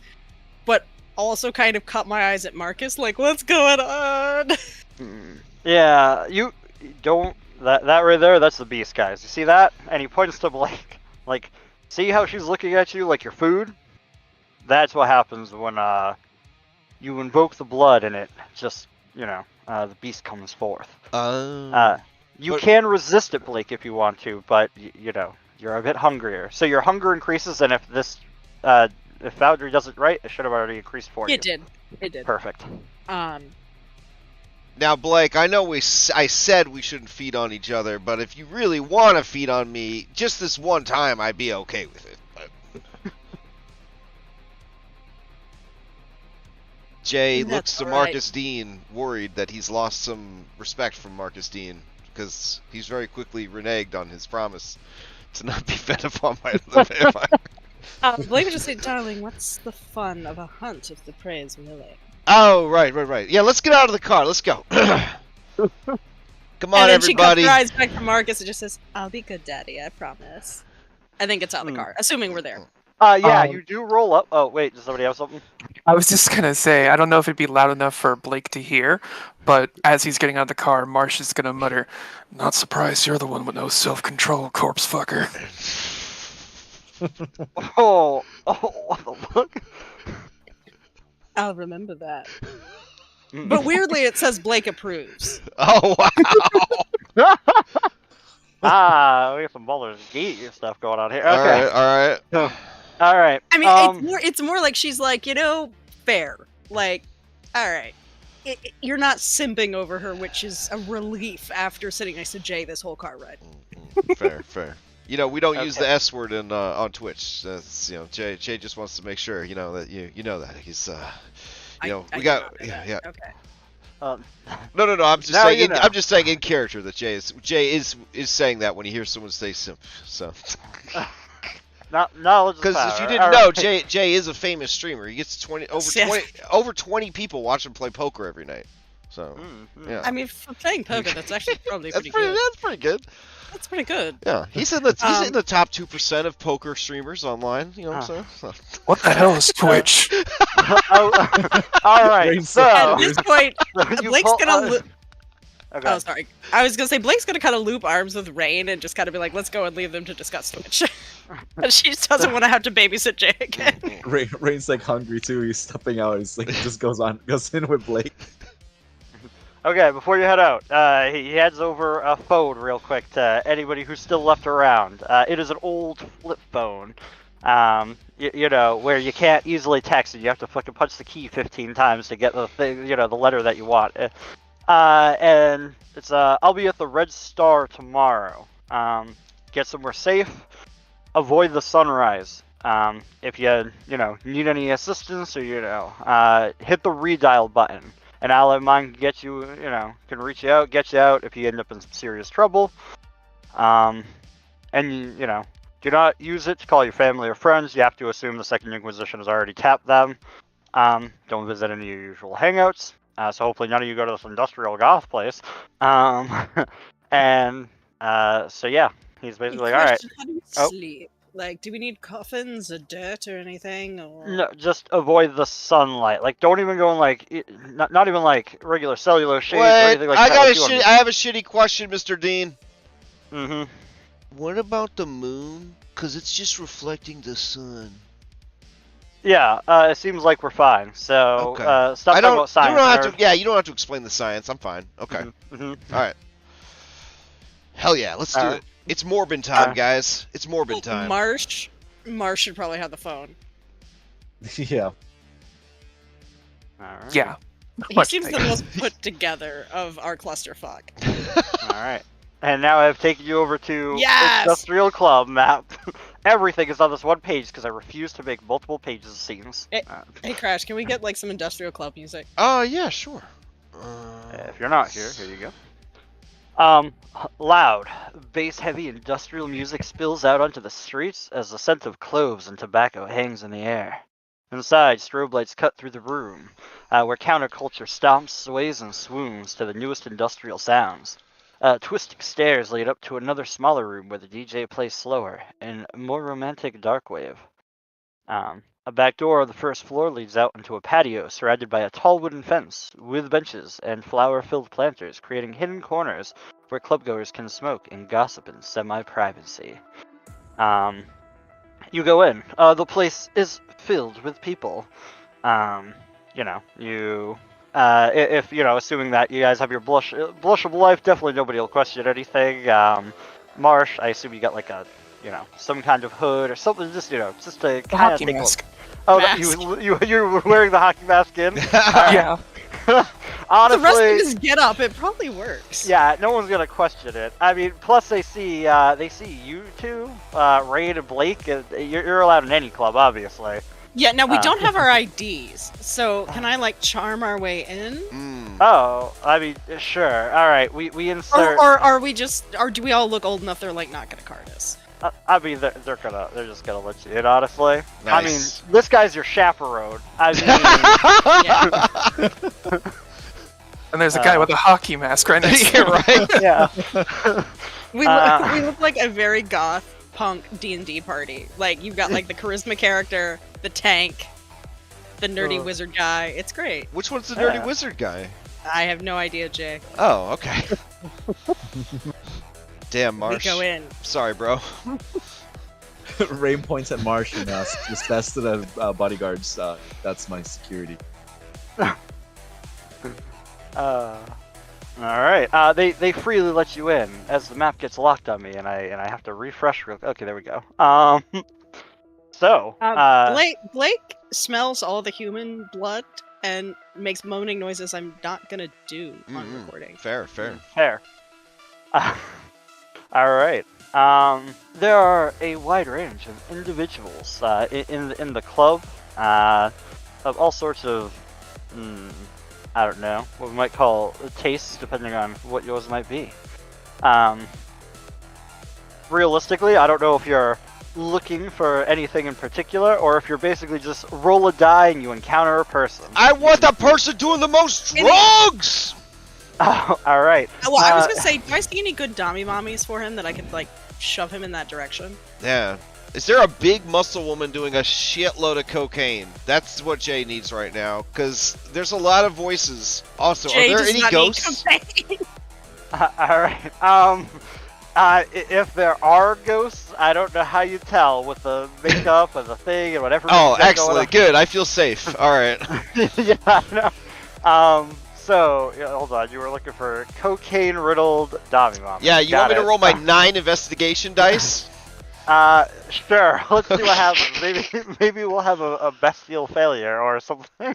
All right. Here's my let's see, 7, and then there's 2 more. There we go. Can't wait. All right, 5. All right. You Nice. you do find that lounging upon a couch on the second floor, there's a woman looking down on it all, like on all the club, as though Like it's a like her own- queen? Right. Okay. You could tell that she is fucked out of her mind. Looking at her eyes and whatnot. You know what you're looking for. Mhm. you can tell that the various, almost androgynous young men who serve her are, treating her as though she's the master of a domain. Are some of the men the couch? Yes. Awesome.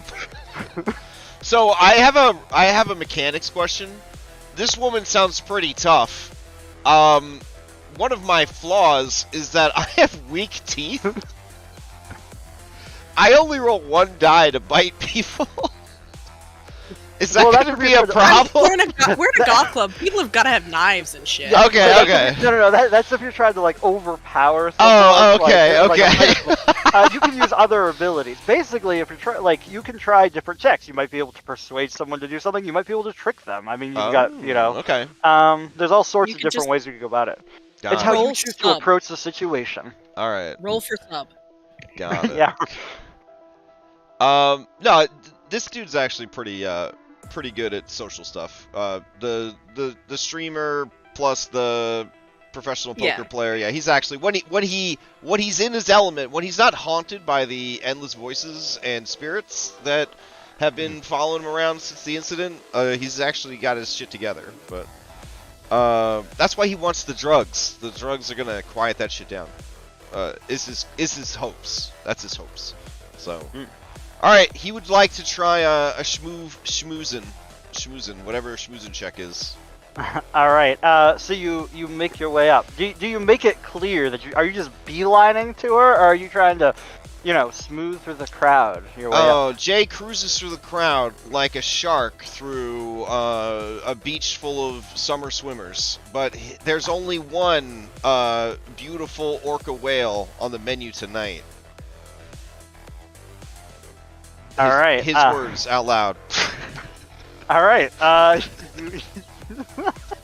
you make your way up as you approach. Mm-hmm. She turns ever so slightly, like looking over at this almost like a new challenger is approaching. Nice. Do you aim to speak first, or do you wait to hear what she has to say? I'm going to go for it. I would like to do hear me out, charisma technology roll. One of the things in my inventory is my Game Boy. Okay. And I'm going to ask her, you want to play some Game Boy? As I smoothly pull the Game Boy out of my back pocket. Alright, feel free. Let's see, we'll let the dice decide the narration of how these events play out. Okay.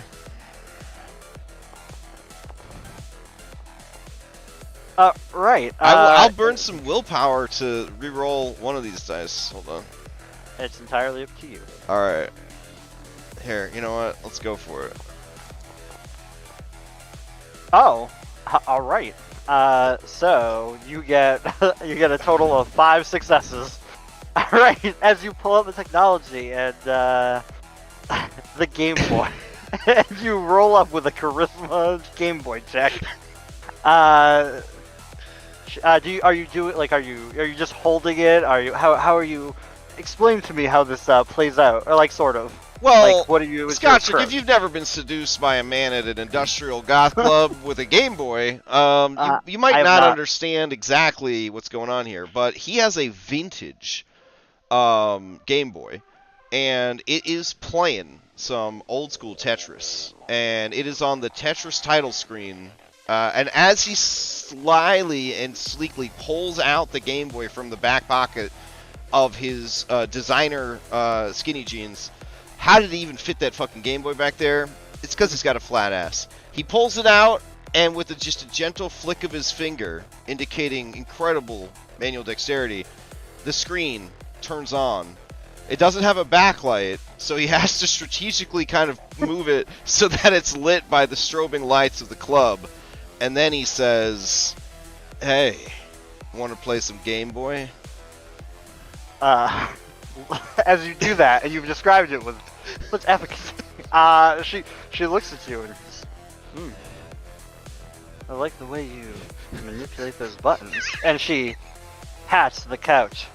All right, I go sit on the couch made of men, and we play 2-player Game Boy Tetris, All right. and do cocaine.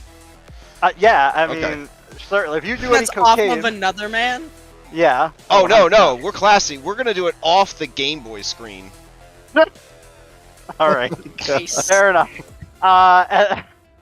Now, she is obviously swayed by whatever you've got going on here. Like, Hell yeah. there's a weird confidence that you present with the stupidest shit, and she's into it because most people, you know, they're either too sub or they come in trying to boss her out. You just came in with the strangest thing anyone's ever done to her, and she's here for it.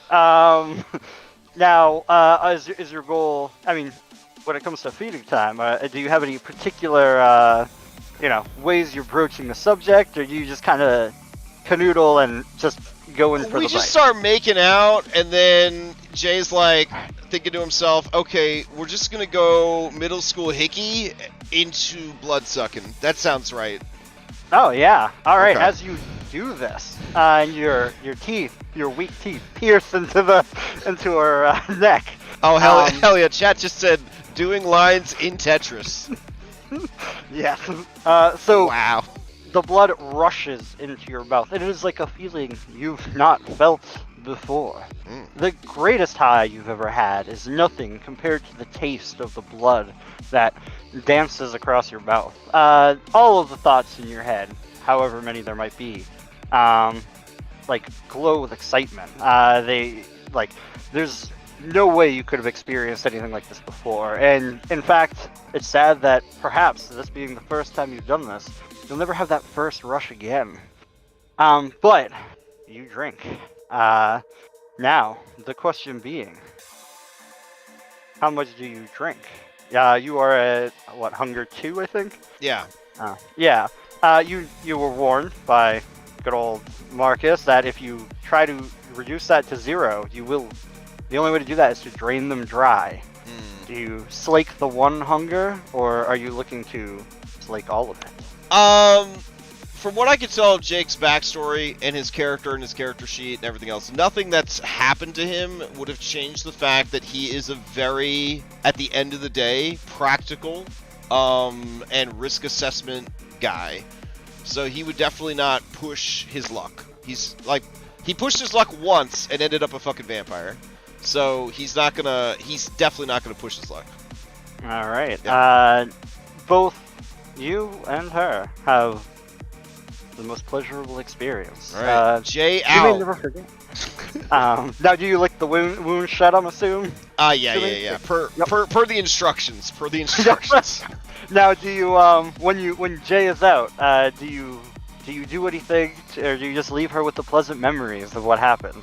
Yeah, but there's this awkward moment when he licks her neck and he says, "Just like Daddy told me to." And that's just where we cut the scene, like a Marvel movie. After like this very deep moment, you had to cut that line in, and then we cut to someone else. Does anybody who wants to volunteer? Do I use Roll of Fate? I mean, I'll go, but I feel like, but I'm cool if other people can too as well. Go right ahead.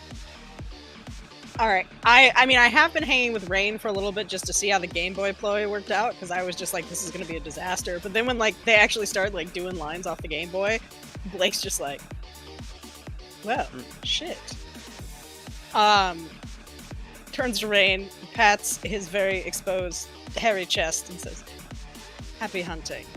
And I'm going to go off on the prowl. All right. And I'm gonna say that her becoming a vampire was her glow up, as in a movie she would now have contacts and be wearing her hair down. So she's got a bit more confidence. Who is the hottest, most out of your league kind of person here of right. any gender? Okay. Let's see. All right. I am looking at my list of potential victims. All right. I mean, I feel like most unattainable might have been Yeah, the okay, lady on the that's couch, not- but That's not lady but- on man couch. all right. Let's see. We've got a slew of characters. I mean, honestly, the person who is most unattainable is gonna sound ridiculous, but there is a tall, slender man wearing a neatly trimmed goatee and dark hair that falls straight down to the middle of his back, excellently dancing in the middle of the floor. He is too cool, and he doesn't step away as he vapes and drinks his club soda with lime. Everybody watches him dance, and no one is brave enough to dance with him. I'm gonna go dance. I'm going to All dance. right. Like at first, I give the ladies a little extra like oomph. Pull the shirt down a little bit, get all ready to go, and then I wade in, heading for hippie vape man. Why did you describe one of my exes, dude? Like, you didn't have to Listen, do that. I have a list here of people in this club, and Okay, I'm just saying. Mhm. Yeah, I'm going for it. All right. You roll up as people see you going up. You hear them say like, "Is she going to Thomas Law?" And they're like, She's going to Thomas Law," and they say his full name because he's that cool. And you roll up. Everybody's like, "I'm out of here for this." Like we can't handle this. All right. You roll on up. Are you how are you doing? Have I heard any secrets about this Thomas Law? By any chance, or is he just cool in this one club? This seems to be where he's cool. Okay. There's no secret backstory to rifle through, and then this leads into a whole subplot. Can I insight as I'm going up to see what's the best way to approach him? I mean, the best way to approach is, obviously, dance. Which, All according right. to this, is dexterity and athletics. If you have something to argue, feel free. I would argue charisma athletics, because you don't have to actually be good. You just have to get people impressed by your confidence. Yeah, I'll allow it.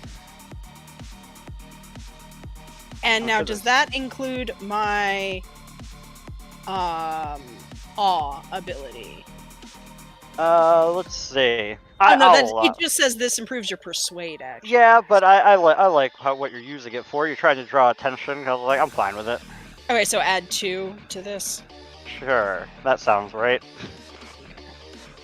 He said not 100% certain, and it's I have fine 2 with getting the dots rules in wrong. it, so.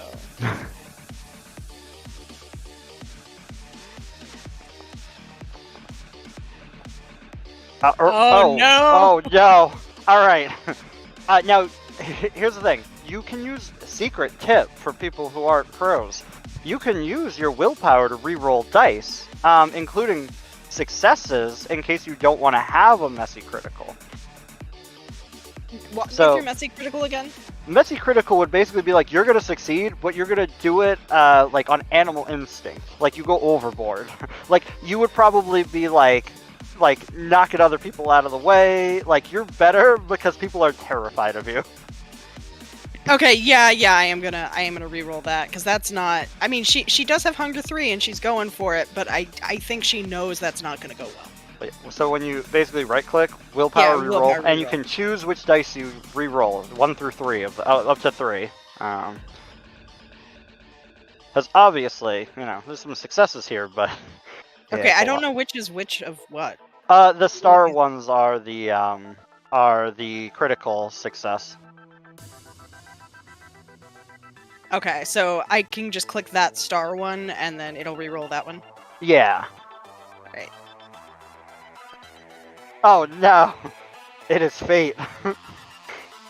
All right, instead of necessarily push people out of the way, it's more just like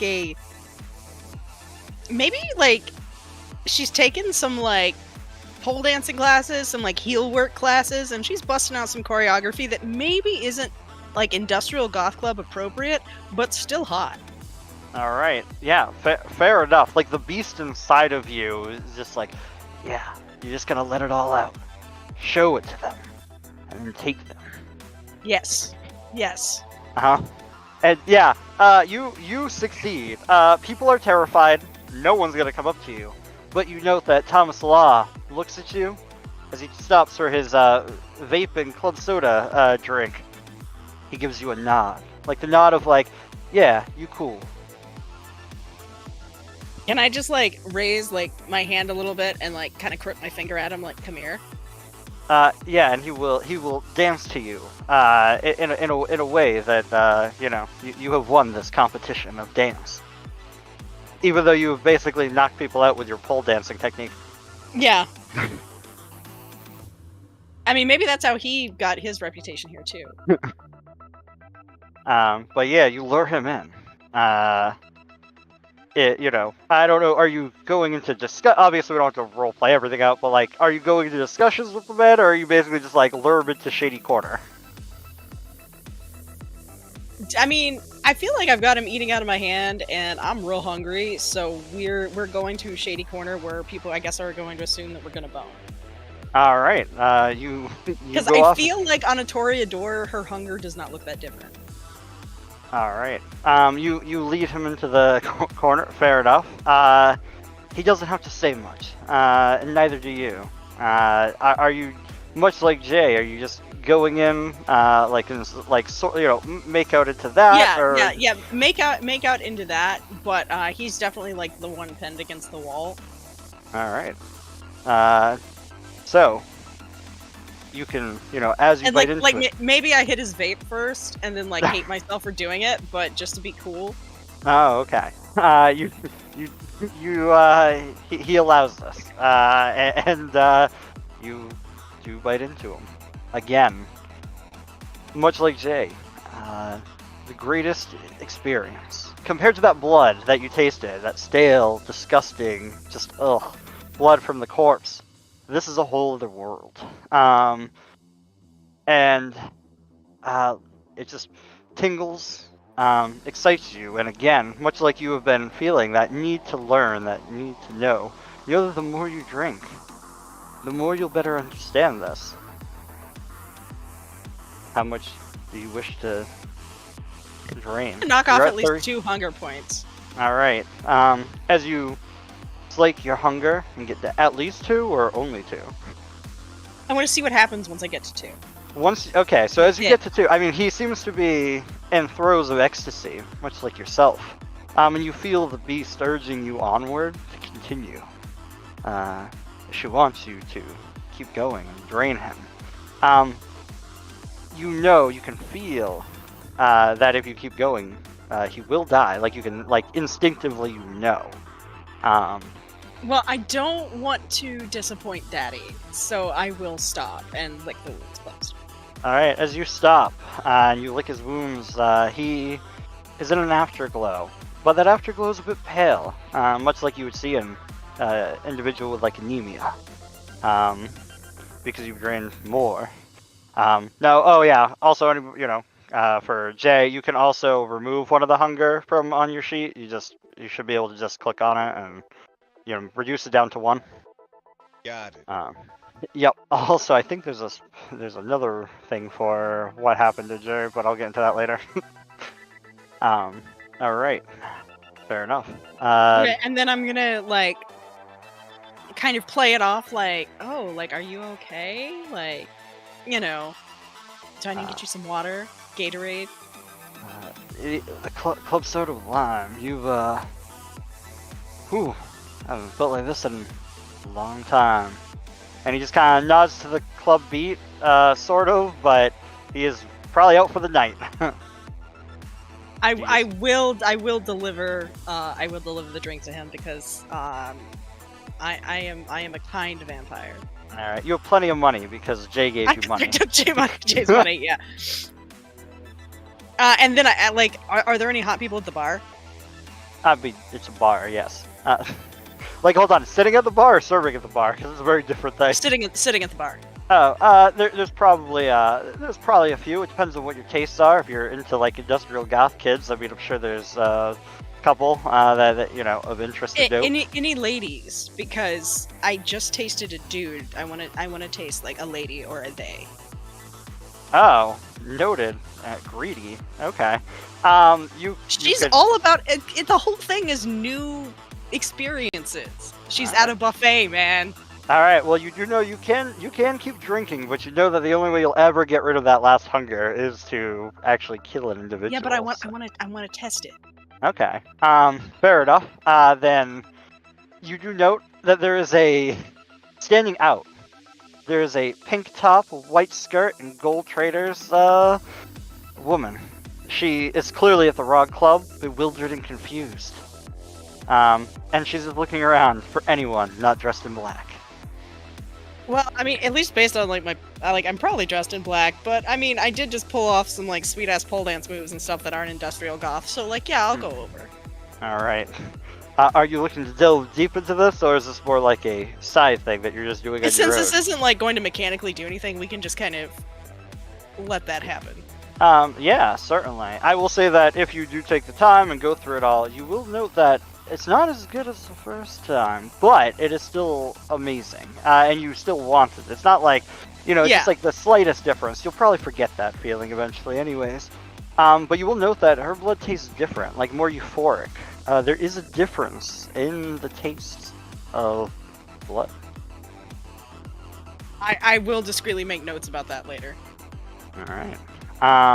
So, Rain, Marsh, are either of you engaging, or are you just watching? Marsh is probably watching to make sure everybody else gets like their situation handled before he handles himself. All right. Then Rain will go ahead and head to the bar and see if we can strike up a conversation with a bartender. All right. Yeah. There's definitely a bartender. What are you looking to learn? Like, are you looking for a bartender to feast upon, or what's your Yes. goal? Yeah. He's gonna go and sit and just be like sit at the corner, order like a water, a drink, and then slowly, and then as the bartender's chatting, he's just gonna ask when her break is, and like be very in. Yeah. Oh, fair enough. Out of curiosity, when you order the water, do you drink it? He sips on it. Yeah. Okay, it's disgusting, and it feels awful in your stomach, but you are able to hold it, at least for now. You feel that when the blood quells, you may be throwing up some water. Oh. But yeah, so you basically you're chatting up, so like you sit down and like you're about to like your goal is to like lure away a bartender at the same time Blake's probably coming to then sit down looking for one. So I mean, if you're just looking to chat up a bartender and just get them, I mean that's really just a persuade roll, honestly. Persuasion, it's charisma, persuasion, maybe manipulation depending on how you behave. Unless you're just trying to be cool. I don't know. Like, how are you doing it? Are you trying to? What's your way of doing this? I don't have a lot of persuasion, but intimidation would be a little. I don't know. I think it'd be. Oh my gosh. Do you have subterfuge? I have a little bit of subterfuge, but Subterfuge subterfuge is the traditional seduction role in the rule set. Oh, okay, perfect. Fair enough. Better. So I'll use subterfuge and manipulation and see how it goes. All right. All right, 2 successes, which is actually the target number, the DC, whatever we call it in this. The number needed difficulty. Maybe that's just what it is. The difficulty of it all. So you have a pleasant conversation. You make it. You just kind of. I assume for Rain, a lot of it's probably just sitting back with the bare chest. Honestly, I mean,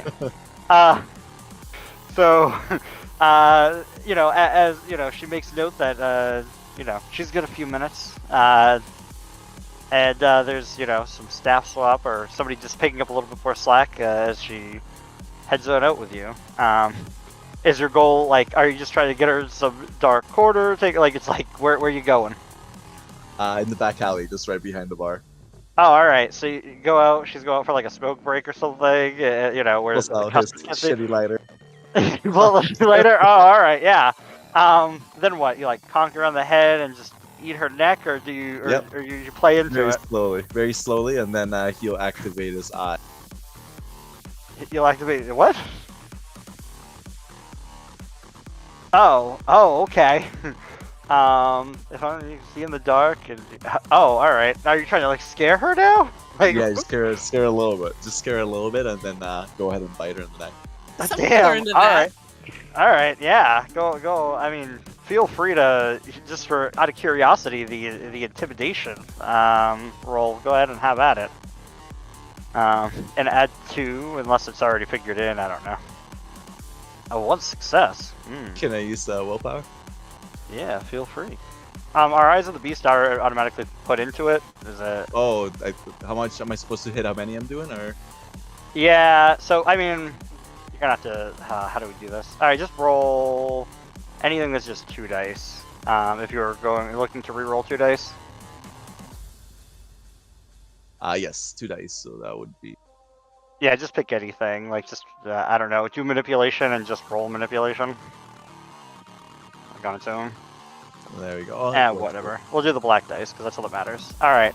So you would have gotten 2 successes, which is enough. You've intimidated her, or like you've kind of slightly scared her. You can like doing this. You sense that the fear in her, it's almost like there's a change in the way that her presence is, or perhaps the way that her blood is flowing. And then you just kind of back her to the corner and you bite. That's it. All right, you sink your teeth in, same as the others. It's amazing. The beast within, happy. The growling quells, and in a feral sense, like you're at one with yourself. Blood coursing through you, almost overtaking. How much do you drain? Do you get rid of all your hunger, or just one? Just the one. All right. She is in throes of ecstasy as you do this, and you yourself are as well. As you finish, do you lick the wounds closed and do what? Right before he backs away, he gives it a hard nibble, and then he licks it. Oh, damn. Okay. And then right before he goes in, he throws her a cigarette, and then tells her he'll be back another night. And goes, Okay. And she will be forever looking for you. Whether you, hoping that you will return one day, the mysterious stranger whose name she never got. All right. Good job. Marsh. So Marsh has been hanging back, making sure everybody gets their situations handled and no fights break out or anything like that. But he can trust Rain to take care of himself after he sees him like go out the back. After that, and kind of during that time, he would also be on the lookout to see if there was anybody, starting any sort of fights, any sort of ruckus. Is there anybody behaving poorly? Is there... Basically, he's trying to look for somebody he can consciously pick a fight with. Oh. Okay. So, you see that there is a man. You know his name is Chad based on the way he looks. There's a university blazer that makes him stick out like a sore thumb. And he's recording everything on his phone. You can tell that the people around him seem to be disgusted. You also note that he seems to be following around one particular woman. Marsh is going to like nod to himself and just say, "That'll do," and he'll start walking up to him. So it's the guy like you said he's like walking around trailing the woman, right? Basically, he's keeping enough of a distance that, he can pretend that there's plausible deniability, but it's also very clear what he's doing. Marsh is gonna tap him on the shoulder from behind. Oh, hey, hey man, whoa, step off. He's just looking at you, and then he turns the camera phone right to your face. Marsh is going to attempt to punch the phone into his face. Oh, alright, feel free. You're just punching a phone, feel free to use Brawl, unless there was something else you were looking to accomplish. Intimidation could also work if you're just, trying to threaten. No, I think Brawl works. All right. And I do have potent body, so my unarmed attacks deal aggravated damage. Holy shit. Party Oh. mom's gonna get into some trouble. Okay. Noted. All right. So. I mean, if he can pull his punches and like just knock him out, he would. But I don't know exactly how you would roll potent body. That is a good question, actually, and I don't have the full. Would you rules. know that about yourself yet? Yeah, that's a good question. Would you? I mean, you can feel it in your blood, like your blood kind of lets you know a little bit, but I mean, just let me search lethal body, just in case. All right, using this power. Oh yeah, you have to summon it forth. Like you'd have to call upon it. Okay, then no, he wouldn't call upon it. So all right. Because it is just a passive thing. Alright, the users... Alright. Because it's free. Alright. So, you do this, and... Alright, 6 successes. I mean, you might still kill him.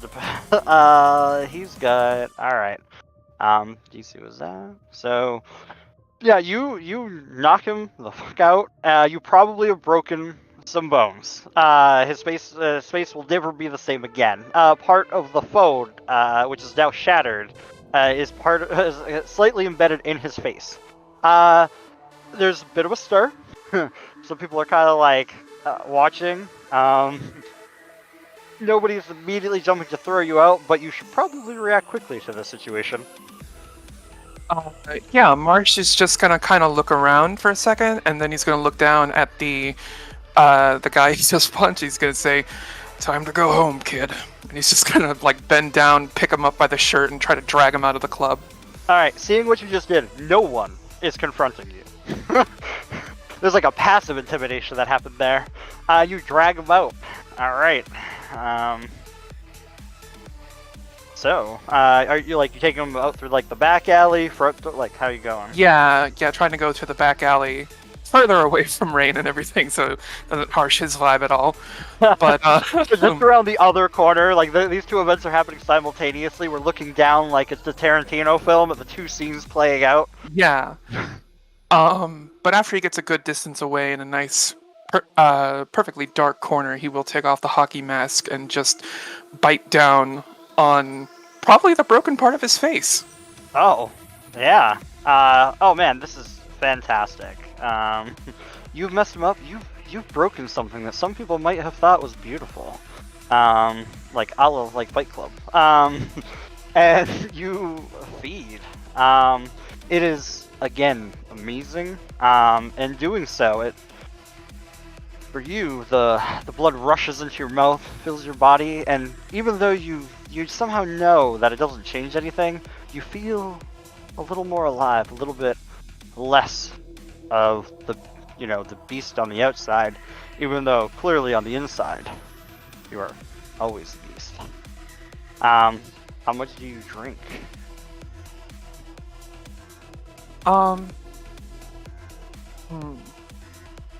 He was creeping on a girl. I think Blake is gonna kill him. Do it. Oh, all right. Sorry, Marsh, not Blake. Yeah. So Marsh feeds upon Chad, drinks from his face. As you start to feel, as you get closer to the last heartbeats, the beast within just growls, "Do it, do it, do it, do it, do it," trying to force you, and you feed into it, right? You do take the last beat. Yeah. You sip and drain, and the body that was there falls limp, and you slake all of your hunger. You feel like a child who's been given like a gold star, as like the beast within. That's what you do. Do it every time. Every time. They're worthless, these creatures. And you now have the corpse of Chad in your arms. What do? Marsh is gonna call upon his criminal background to try and find a good disposal spot. Oh shit, okay. I mean, you were wearing a hockey mask, nobody saw you. I mean, and whatever people are ever gonna describe. So, yeah, go ahead and, I mean, what's that, like larceny? Isn't that like the, like, I'm a, Yeah, criminal? I guess that would be with larceny. Yeah, I'll agree with that. The fact they call it larceny wild, because that's just like petty theft.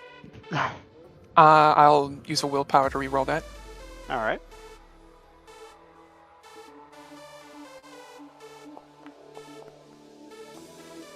Alright. You, succeed. You find a, like, I don't know, you're instinctively you're Nosferatu, you find a sewer drain you can easily maneuver, dump it down, not sewer drain, but like, manhole cover, you dump it down there, maybe, maybe this is just the right place where the right people pick up a body if they find it, and nobody ever finds it again. Who knows? But you dispose of it, and you think at least for now, you'll get away. What do you do with the phone? Oh shit! I meant to say he would like check for a wallet and everything. I don't know Oh if it's too late. yeah. You find like college ID, a little bit of cash, whatever you'd expect. Stuff for dorm room, all that. Marsh will take the cash, take any cards that are there, and try to like snap them in half. And then probably throw the broken cards down into the sewer as well. All right. And then with the broken phone, he's going to hold on to that just because he's not sure exactly how to dispose of it. And he has a sense that that's an important piece of evidence. All right. If we can give it to Jay, he'll know what to Yeah. do. But afterwards, he's just going to kind of lick the blood off of his hand and any that might have gotten on his suit jacket. He's going to like straighten up a little bit and head back to the club. Alright, now, normally, killing mortals is, can be, something that can cause a stain. Now, it depends on usually what the coterie convictions are, basically, like, what are the rules of our chronicle, kind of. So, I don't know, do you feel like you've done something wrong, that you've done something that you wouldn't have done as a mortal so freely? No. Alright then. Then I will say that's fine. Like, I think if you murdered, like, Parker the guard, that would count. But this guy, maybe not. Alright. You go back into the club. All of you are there. Blake's taking a little bit longer because she's trying to sample the wares and find the difference. Is Vape Dude still, kind of, like, passed out sweaty in the corner? Yeah, you have worn out Thomas Law. In fact, people are going to talk about that. The mysterious woman who wore out Thomas Law. When I brought him his the drink back, I did ask him if he had a safe way to get home, and was there anybody waiting there to help take care of him? Oh, all right. I mean, you guys, just engaged in the equivalent of vampire sex. So I mean, yeah, he'll be, he's stone cold sober. He's got this. He thinks he just needs to relax, because he doesn't, but he thinks he's good. Trying to get us a place to stay. Oh, fair enough. So yeah, if you bite of really hot lasagna, sorry. Oh, fair enough. You could do that. I mean, you were if you wanted to, just so you could always go to the Red Star because that was, what Marcus informed you of. Okay, we can't just go there. Okay. Yeah, if you wanted. I mean, I don't know. Does he look like he's rich? Does he look like he has a lot of cool stuff? He based on what you got, this guy's life is all about being the cool guy in the club. There's not as much there once you get to know him. Yeah. Nah. He knows a lot, but because people talk to him, but he doesn't. But that's his only value, which I mean, for some is invaluable. Right. So I might be I'll see you around or whatever, because he could be a source later on. You never know. All right. So, you convene as a group. You just happen to all stumble upon one another at one point in the evening. Maybe you set a time, or whatever. Marsh goes around and collects us all like the mom he is. Yeah, I'm sure Blake at God, I least just probably. committed homicide, and we gotta go. I'm sure. I got a mechanics question. Are there any ghosts now? Well, actually, the first mechanic thing is because you drank from a woman on cocaine and drinking. Yeah. You do feel the rush of the drugs and the alcohol in your system. So that's all well and good. However, hold on, let me describe the thing that happens here now. You on all your dexterity and intelligence-based rolls, you lose 1 die for the rest of the night. Oh damn. Okay. as it kind of addles you. Wait, you go there's no looking... benefits to drugs? No, not in this system, because you're a Wow. vampire, so it's obviously, you don't get a bonus to charisma or anything. So, however, as you kind of open your mind and sense, you do feel, you do sense, perhaps, that, don't roll 5 dice. Alright. Okay, go ahead and roll some dice. Roll the 5 dice, whatever it says it is. Oh, okay. My wits plus my obfuscate? Yes, that one. Wait, yeah. What the hell is an obfuscate? That's discipline. Oh, it's a discipline? Where would that be? Yeah. Oh, the discipline tab. Okay. Yeah, right. Sense the unseen. Oh no, that's what you're trying to see. It's against the. I'm sorry. Yeah. Oh, Including okay. powers if they exist. Okay, never mind. Ignore that. Just if it becomes against a roll again, or you roll against their wits and obfuscate. Man, okay. So whatever gives you the. So I guess 5 dice. I guess he just sees them if they're there, unless they're trying not to be seen. Yeah, I think it's wits and awareness versus their whatever. So yeah. Oh, okay. So yep, wits and awareness. That's what I'm rolling with. All right. Wits, awareness. Got it. Okay, a critical. Okay, 5 successes. You do sense that there is a shadow of a specter following Marsh around. A large dude with a messed up face. Wow. Okay. Jay doesn't want to alarm Marsh, so he doesn't mention the faceless specter hovering right behind him. Hey, Constantly man. holding a phone. Constantly holding a phone. up to Marsh's face. Yep. Up to. Hey, man. I met the nicest girl upstairs. Are you talking to the spirit or Marsh? Everybody. We made out on a couch made out of dudes. Marsh just stares at him, and he still has the hockey mask on, so there's no facial expression.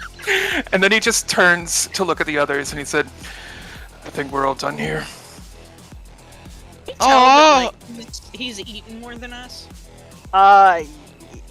He does seem a bit chipper. You got like aspects or whatever. You have heightened abilities to perceive. He seems to, from what you can tell if you're looking, like there's a bit more of a pep a composure almost. Yeah, there's a bit more. Yeah, he's got like a little food baby, like he's got like the Mike Ehrmantraut I mean business right now stance. Oh, nice. Like this guy is ready for business. I got it. Okay. Yeah. I'm gonna lean in real close to Marsh, and then kind of grin up at him because, like all Sam characters, Blake is short, and just, you naughty little boy. I know what you did. Yeah, and I saw you suck off a corpse, so let's get out of here. I was so touchy. Wait, why do we have to go? We only have to go when the sun comes up. I'll tell you when we're outside. Because I don't trust Jay not to blurt it out, like, to everybody. Imagining him leaving the club. Oh shit, Marsh killed someone. Oh shit, Marsh killed someone. Alright. Anybody need their tabs settled? Rain goes, I already took care of mine, and starts walking outside. Oh, nice. Okay. You already took care of mine, darling. He says to Jay. Nice.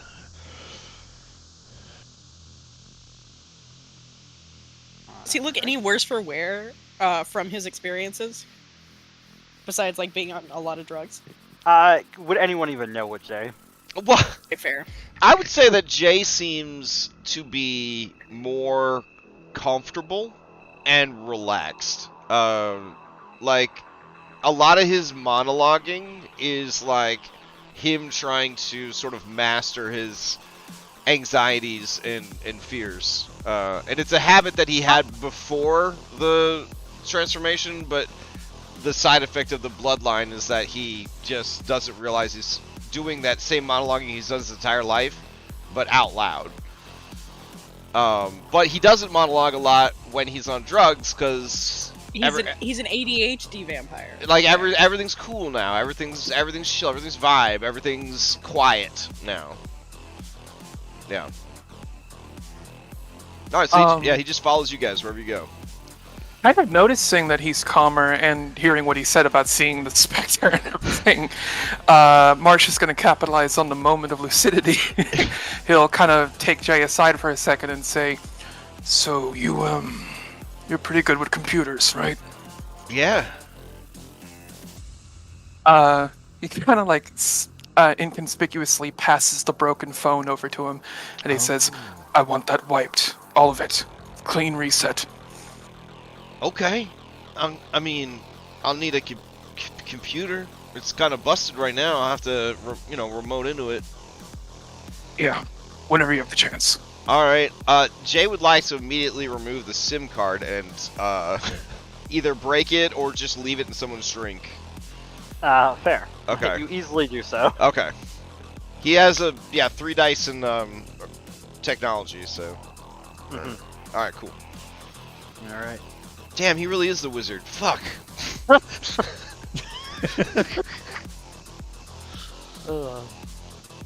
Alright.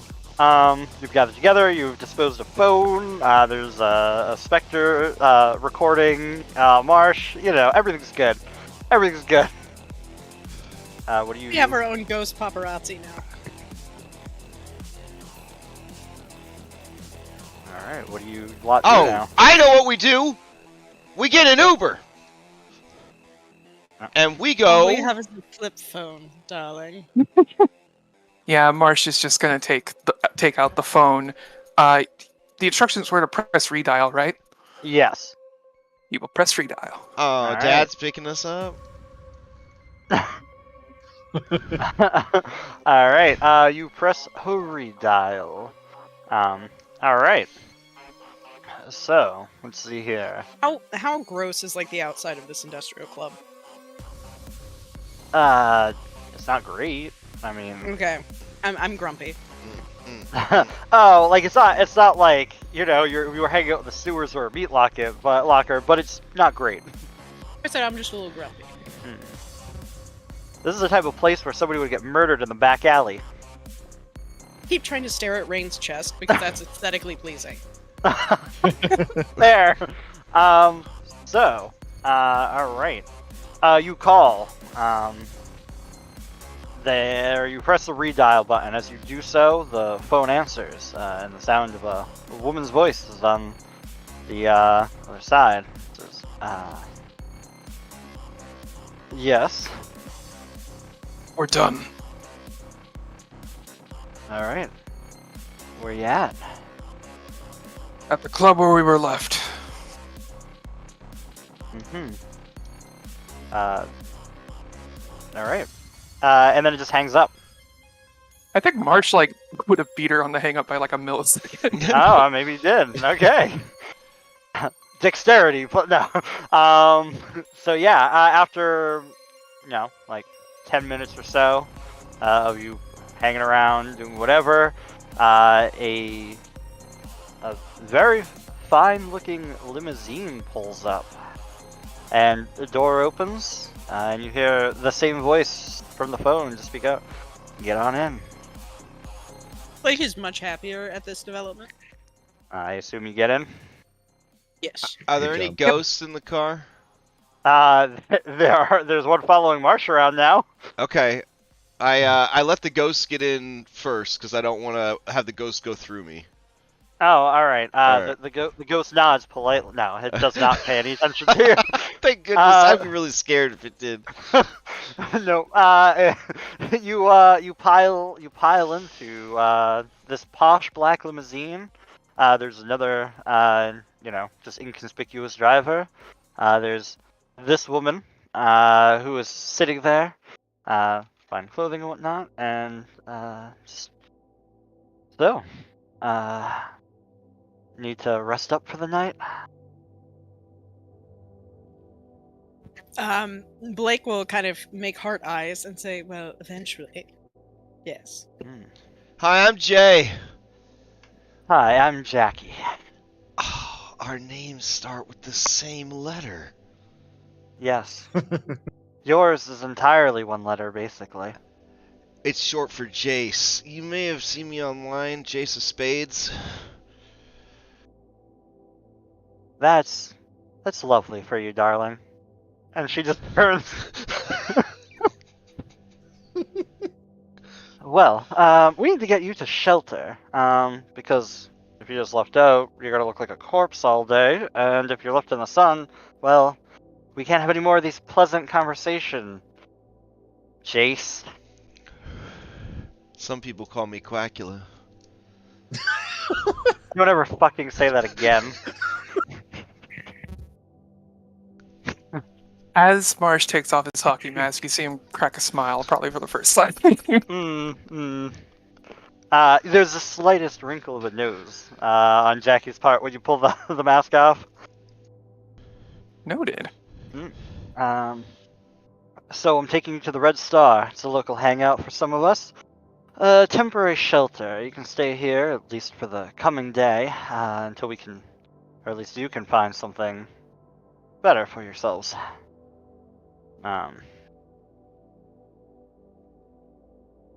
So, we're on our way. And it's driving. I mean, she's free to ask questions or whatever. It's going to be not an overly long drive. Just check in real quick if anybody had any questions for her. I have a question. Okay, Yes? so far, it's been pretty cool. We got superpowers. You get to have sex by making out with people. That's good. You get free cocaine. Don't even have to pay for it. I drink a lot, and I don't even have to piss. It just seems like win. But there's got to be something else, right? What's going on with the Spanish Inquisition? As you say this, all of a sudden Rage just starts throwing up all the water that he drank from earlier.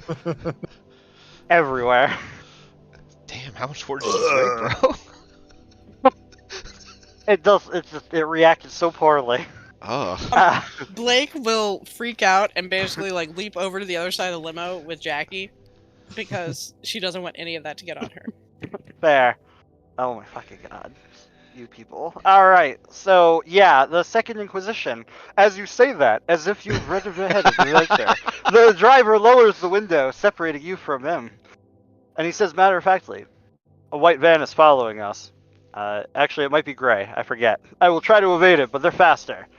And you can see that there is indeed behind you a van that is following. Checks out. Get them X-Men powers ready, guys. It's Morbid time. Real quick, Marsh is going to look around and say, anybody got a piece? I mean, Jackie, I could have had a piece earlier, but I was kind of content to the neck, you know? I didn't really feel like intercourse was necessary. That's not what he means, darling. Oh. Jackie hits the seat below, kind of where Blake's sitting. It pops open. Array of pistols, are there.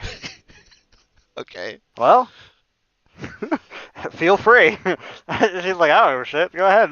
Jay's second favorite movie after Morbius is all of the John Wick movies. So, in fact, he is a firearms enthusiast because of the John Wick movies. Okay. So with his firearms 3 and his intelligence 4, he would like to select the most appropriate gun for this particular type of fight. All right. The gun she provides. Okay, Basic pistol. beautiful. Yeah, I will take mine because I have on my sheet that I'm comfortable around firearms and can use them should the need arise. All right, feel free. There's at least one for each of you. If somebody wants to grab two and hang out the side of the window and fire them both sideways at the same Yes. time, they can. That sounds like a new novel experience for Blake. She's very excited. All right. Did we get stronger as vampires? I mean, Oh yeah. yeah, no. Like if you said like I want to fight a basic mortal, you just kill them. Like Okay. it's not like So but like then if she's definitely going to be finally going for like the higher caliber guns because she no longer has her like weak little wrists. Oh, God. Yeah, Marsh is gonna take one gun as the main firearm, and then he's gonna try to find one that's small enough he can fit in his boot. All right. So are you guys going to lead out and shoot at the van that's following? Yeah! Yeah, I'm gonna like fully Harley Quinn the shit. Can I go out the sunroof? Can I go out this? Is there a sunroof in this limo Why would it show? or a Oh. moonroof? Here you go. This is what's following you. Oh my god. It's got such tiny tires. I don't know. Look at I how don't know. small the wheels are on that van, guys. Like we just need to go over a large speed bump and Yeah. like it'll just take out the undercarriage. Listen, I It's found van Austin. online. There's gotta be potholes. There are. They're everywhere. You come to a fucking 8-way light, and it's horrible.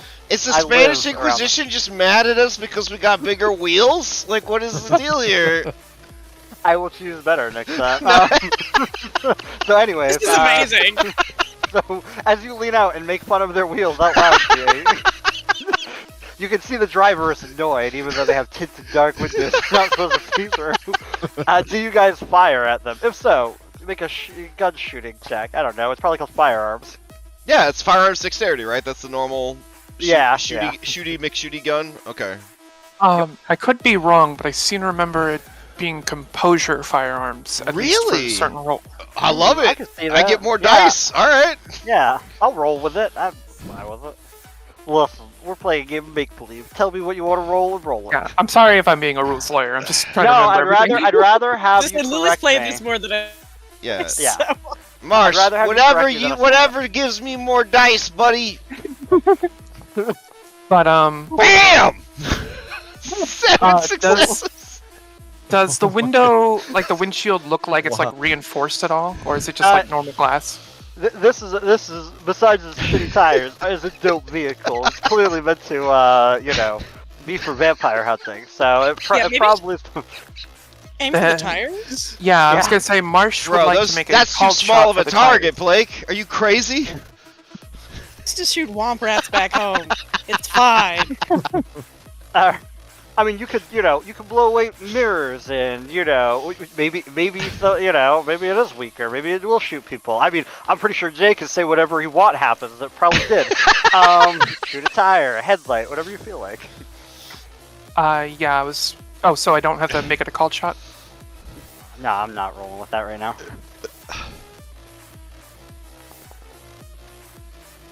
All right. Is Rain firing? Is Rain still alive? Rain's still here. Rain's still here. I know Seb is tired. Rain actually seen this. They're all having a good time, and he just got out of jail. Rain goes and sits next to Jackie. Hey, So, what's up? So is this not your thing? Like it's just gunshots are going up, it's just fucking deafening, like streets and limos turning. If our windows start cracking or breaking out, I'll go ahead and take a shot. All right. Otherwise, you're just gonna chat with Jackie. I won't lie. She also stares at your chest. Look at it. Yeah, I know. Hold on, because I've been doing this all day. There's no reason to stop now. Yeah. So, you guys do get off some successes, although obviously, fair enough. Jay, I mean, you can obviously describe whatever you did, with that success. Okay, so real quick, Jay, he doesn't want to hog the sunroof, so he just leans out the nearby window and he's basically just hooking like one foot into the seatbelt to like hold him in place, and he's basically almost all the way out of the car, and he's just sort of like waving in the wind of like the vehicle driving, and just it looks like he's taking like wild fucking like drunken shots, but every single one hits like an important part of the vehicle. Like just kind of disabling the tiny tires, like shattering the the windshield where the driver would need to see. Just like these perfectly placed fucking John Wick bullet bending fucking maneuvers as he dangles by one leg strapped to a seatbelt out the window. That's what he does. Yeah, you're using the ghost's phone as like a vertical. You are definitely making significant headway. Let's see, both of you also did well enough to do some damage to the vehicle. If Jay did manage to shatter the windshield, Marsh would be aiming for the driver. Hell yeah! Oh, hell yeah! Yeah, okay. It would be one of those. We would be like whatever he like weakens or like points out as a target. Like aiming for that.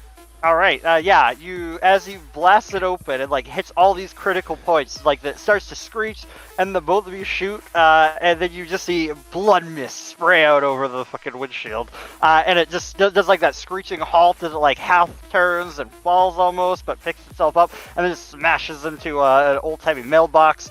Freaking letters go everywhere. Oh, beautiful, beautiful. No, chef's kiss. And Jackie's like, all right.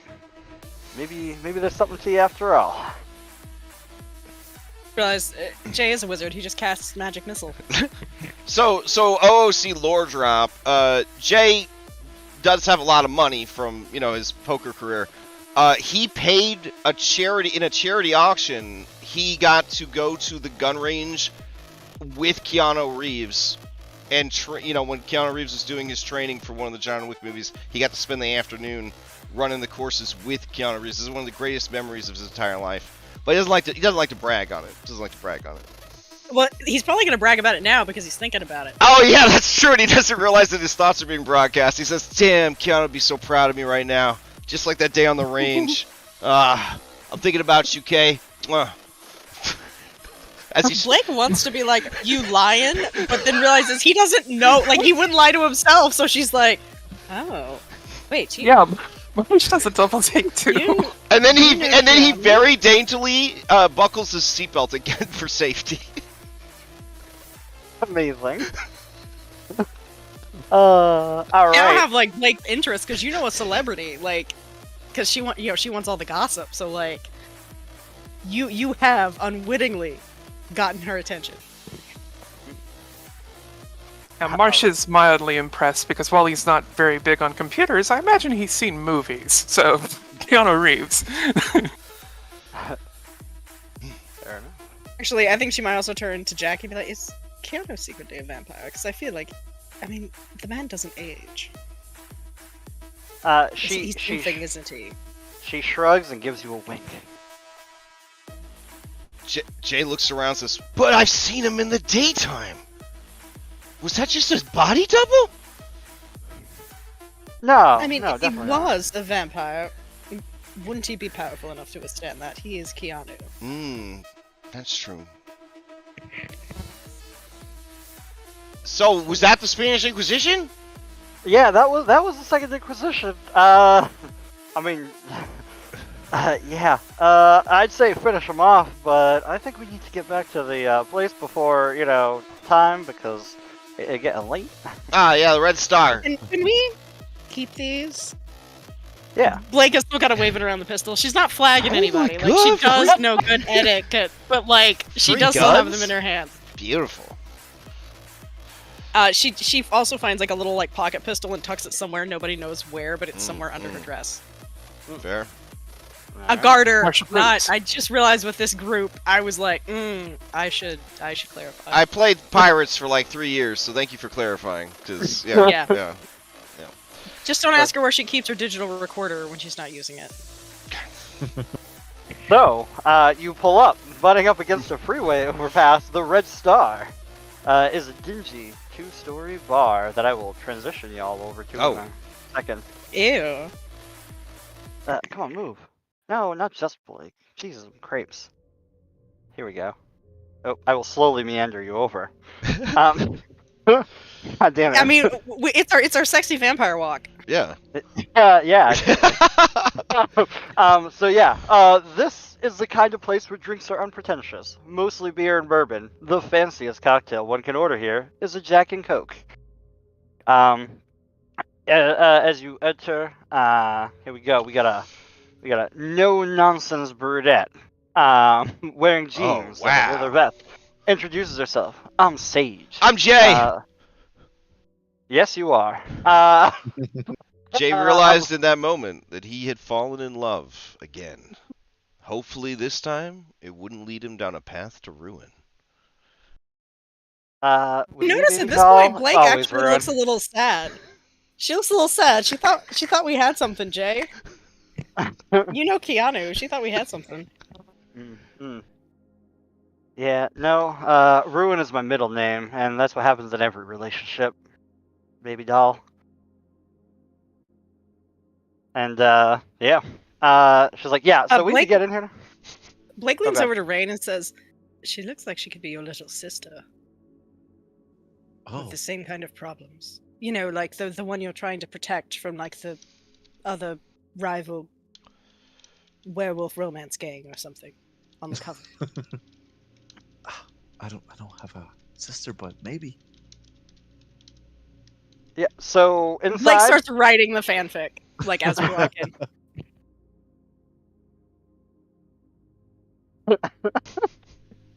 Notice the blush, quotation marks. She leads you in real quick, though, because, you know, it has gotten late.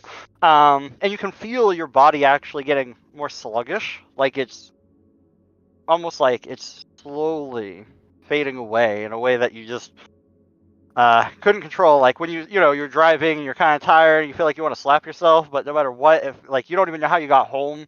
Not that anybody was ever do that, but... Yeah, you, body just, you know, it's literally like you're moving at like half speed. There's almost like a rigor mortis to it all.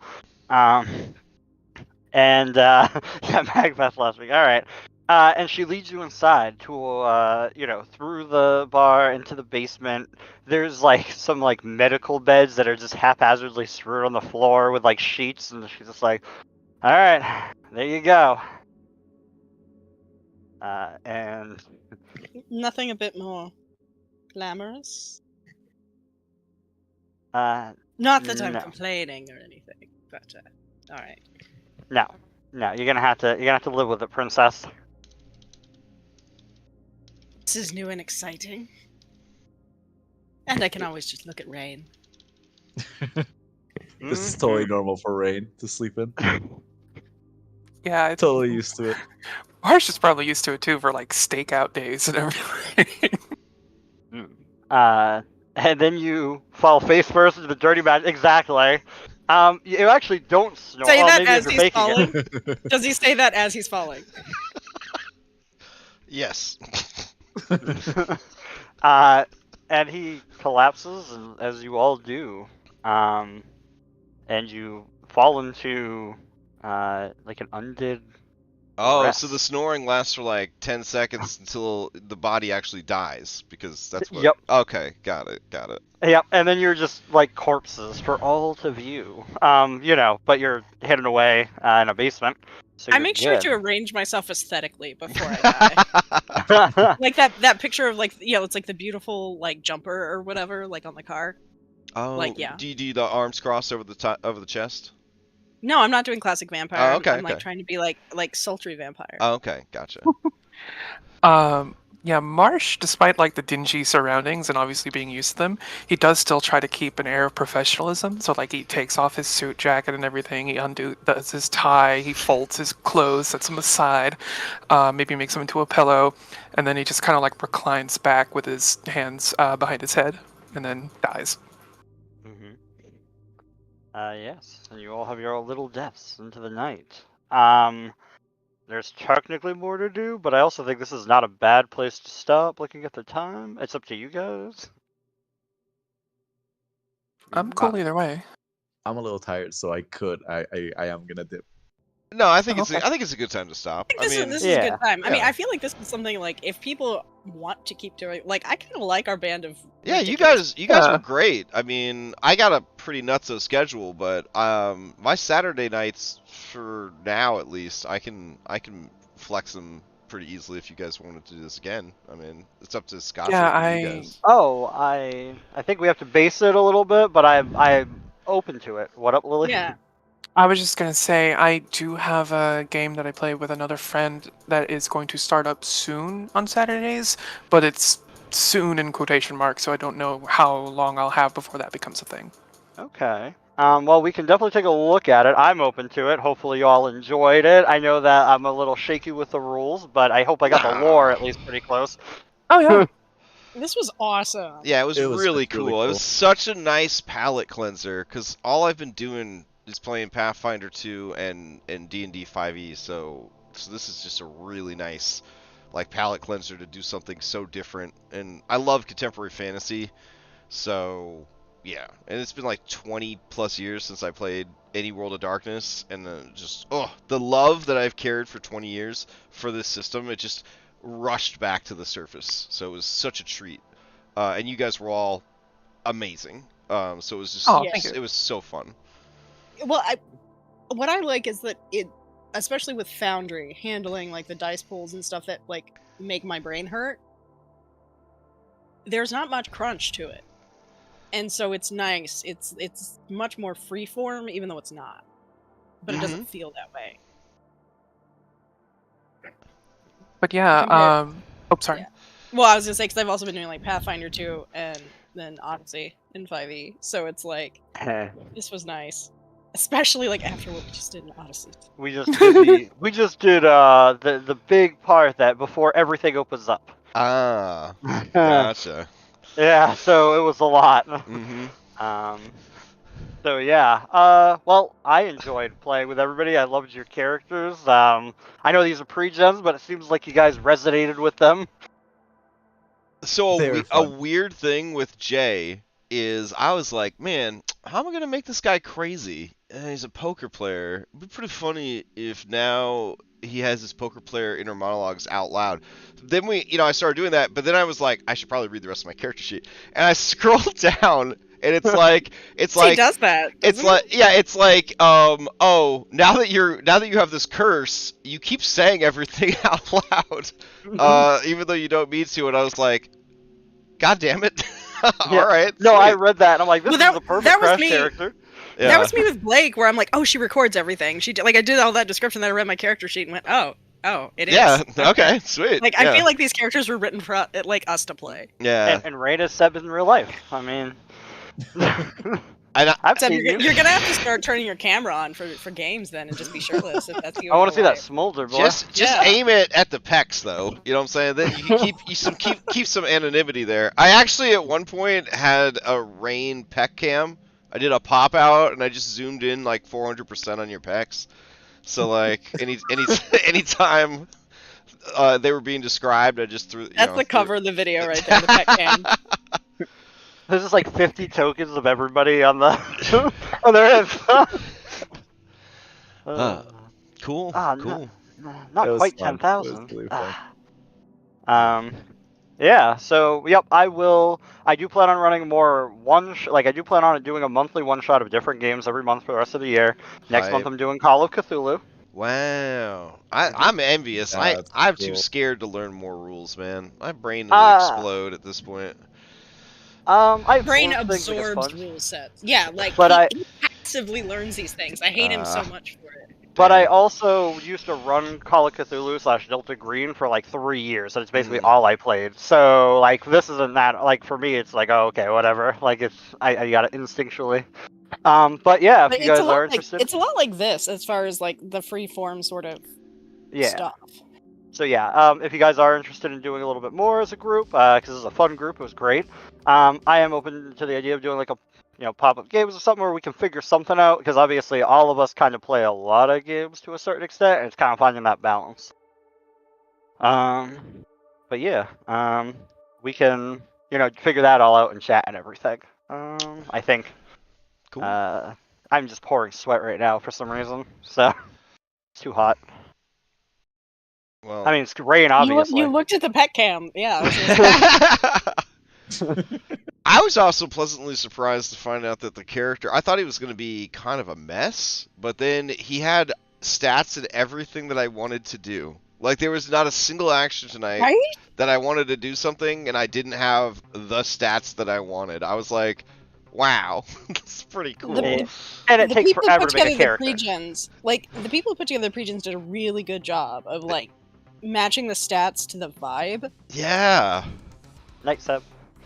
It's Night, everyone. Thanks for playing. No, Thanks. I All just right. also want to just play more chaos games with you, Crash. Like it just, I want to. I like This being was- a I like being a player quite a bit, especially when it's lower commitment, like Yeah. you know, one shot or miniseries. So this was really nice. And then also again, I just love this genre and this particular game system. So it was such a treat to get to do yeah, it's kind of funny. I thought of this when you mentioned loving contemporary fantasy. I usually don't like a lot of contemporary fantasy, but World of Darkness and all the sub games within their umbrella have been like the exception to that rule. And I'm usually the storyteller for Vampire the Masquerade games with all my friends and everything, so it's nice being a player for once. this. Yeah. Because I remember I was thinking about getting back into World of Darkness, and then you were recommended to me by Scott, Yeah. and I just could not get my schedule to work. Like Oh, don't worry, I got like so nobody many could. stuff going on, but like I've been running some isekai D&D games. I ran Witchlight as an isekai game, so like that was kind of fun. Where like basically changeling the dreaming kind of thing. Like they were fey creatures who got banished to the contemporary world, and then they started to remember like who they were, and then they traveled back to the Feywild to kind of confront the hags who had stolen their lives and identities or whatever, and like given them shitty ones on Earth, kind of thing. And then in Curse of Strahd, my two Curse of Strahd games are contemporary fantasy, where they're just modern day people who got isekai'd instead of Forgotten Realms people that got isekai'd. So you got like regular people like firefighters and nurses and you know like stuff like that, college kids getting sent to Barovia and having to figure out how to survive. So like I just love that whole vibe. So yeah. I have had an idea for a game kicking around, and some people here know, of doing a limited Curse of Strahd, but with Mask of the Red Death rules, where it is actual like Victorian era people, and doing nice. inspired by your thing with an isekai, but it would be a limited thing. I don't know if you played Mask of the Red Death. It's like modified 5e. But if you're interested, I prefer people who've played Curse of Strahd because I like I'm changing things, and I like the idea that instead of Dracula being a real book, it's like Curse of Strahd by Bram Stoker. Nice. But then like you actually like meet Strahd. Mhm. So that way, because our group met playing Curse of Strahd, so none of us don't know it. So like that way, our meta doesn't work against us necessarily. Yeah, that's cool. And I'm just obsessed with, well, actually, like the original fiction I'm writing right now is set in 1889. So like that's all that's in my head. Yeah, I mean, keep me in the loop for it for sure. Keep me in Yeah. the loop for sure. All right, I'm gonna wrap up the stream then. We had a pretty steady, about 20 people the whole time, which is pretty cool. Yeah. Nice. So thank you everybody who hung out. If you are interested in this sort of gameplay and this sort of setting, World of Darkness is an amazing setting and rule set. And I have never played the 5th edition one until tonight, but it seems to be intact from what I remember from 20 years ago. So I think if you get a chance to play, you should definitely give it a shot. And yeah, thanks for the chats and the jokes and for sticking with us. And any announcements, Scottrick, before I shut it down? I don't think I have anything at the moment. Obviously, we might be doing more of these, and we'll definitely be doing Call of Cthulhu next month. Probably the last Saturday or something, most likely. So we'll take a look. All right. On that note, thank you again, and see you next time. All right. right.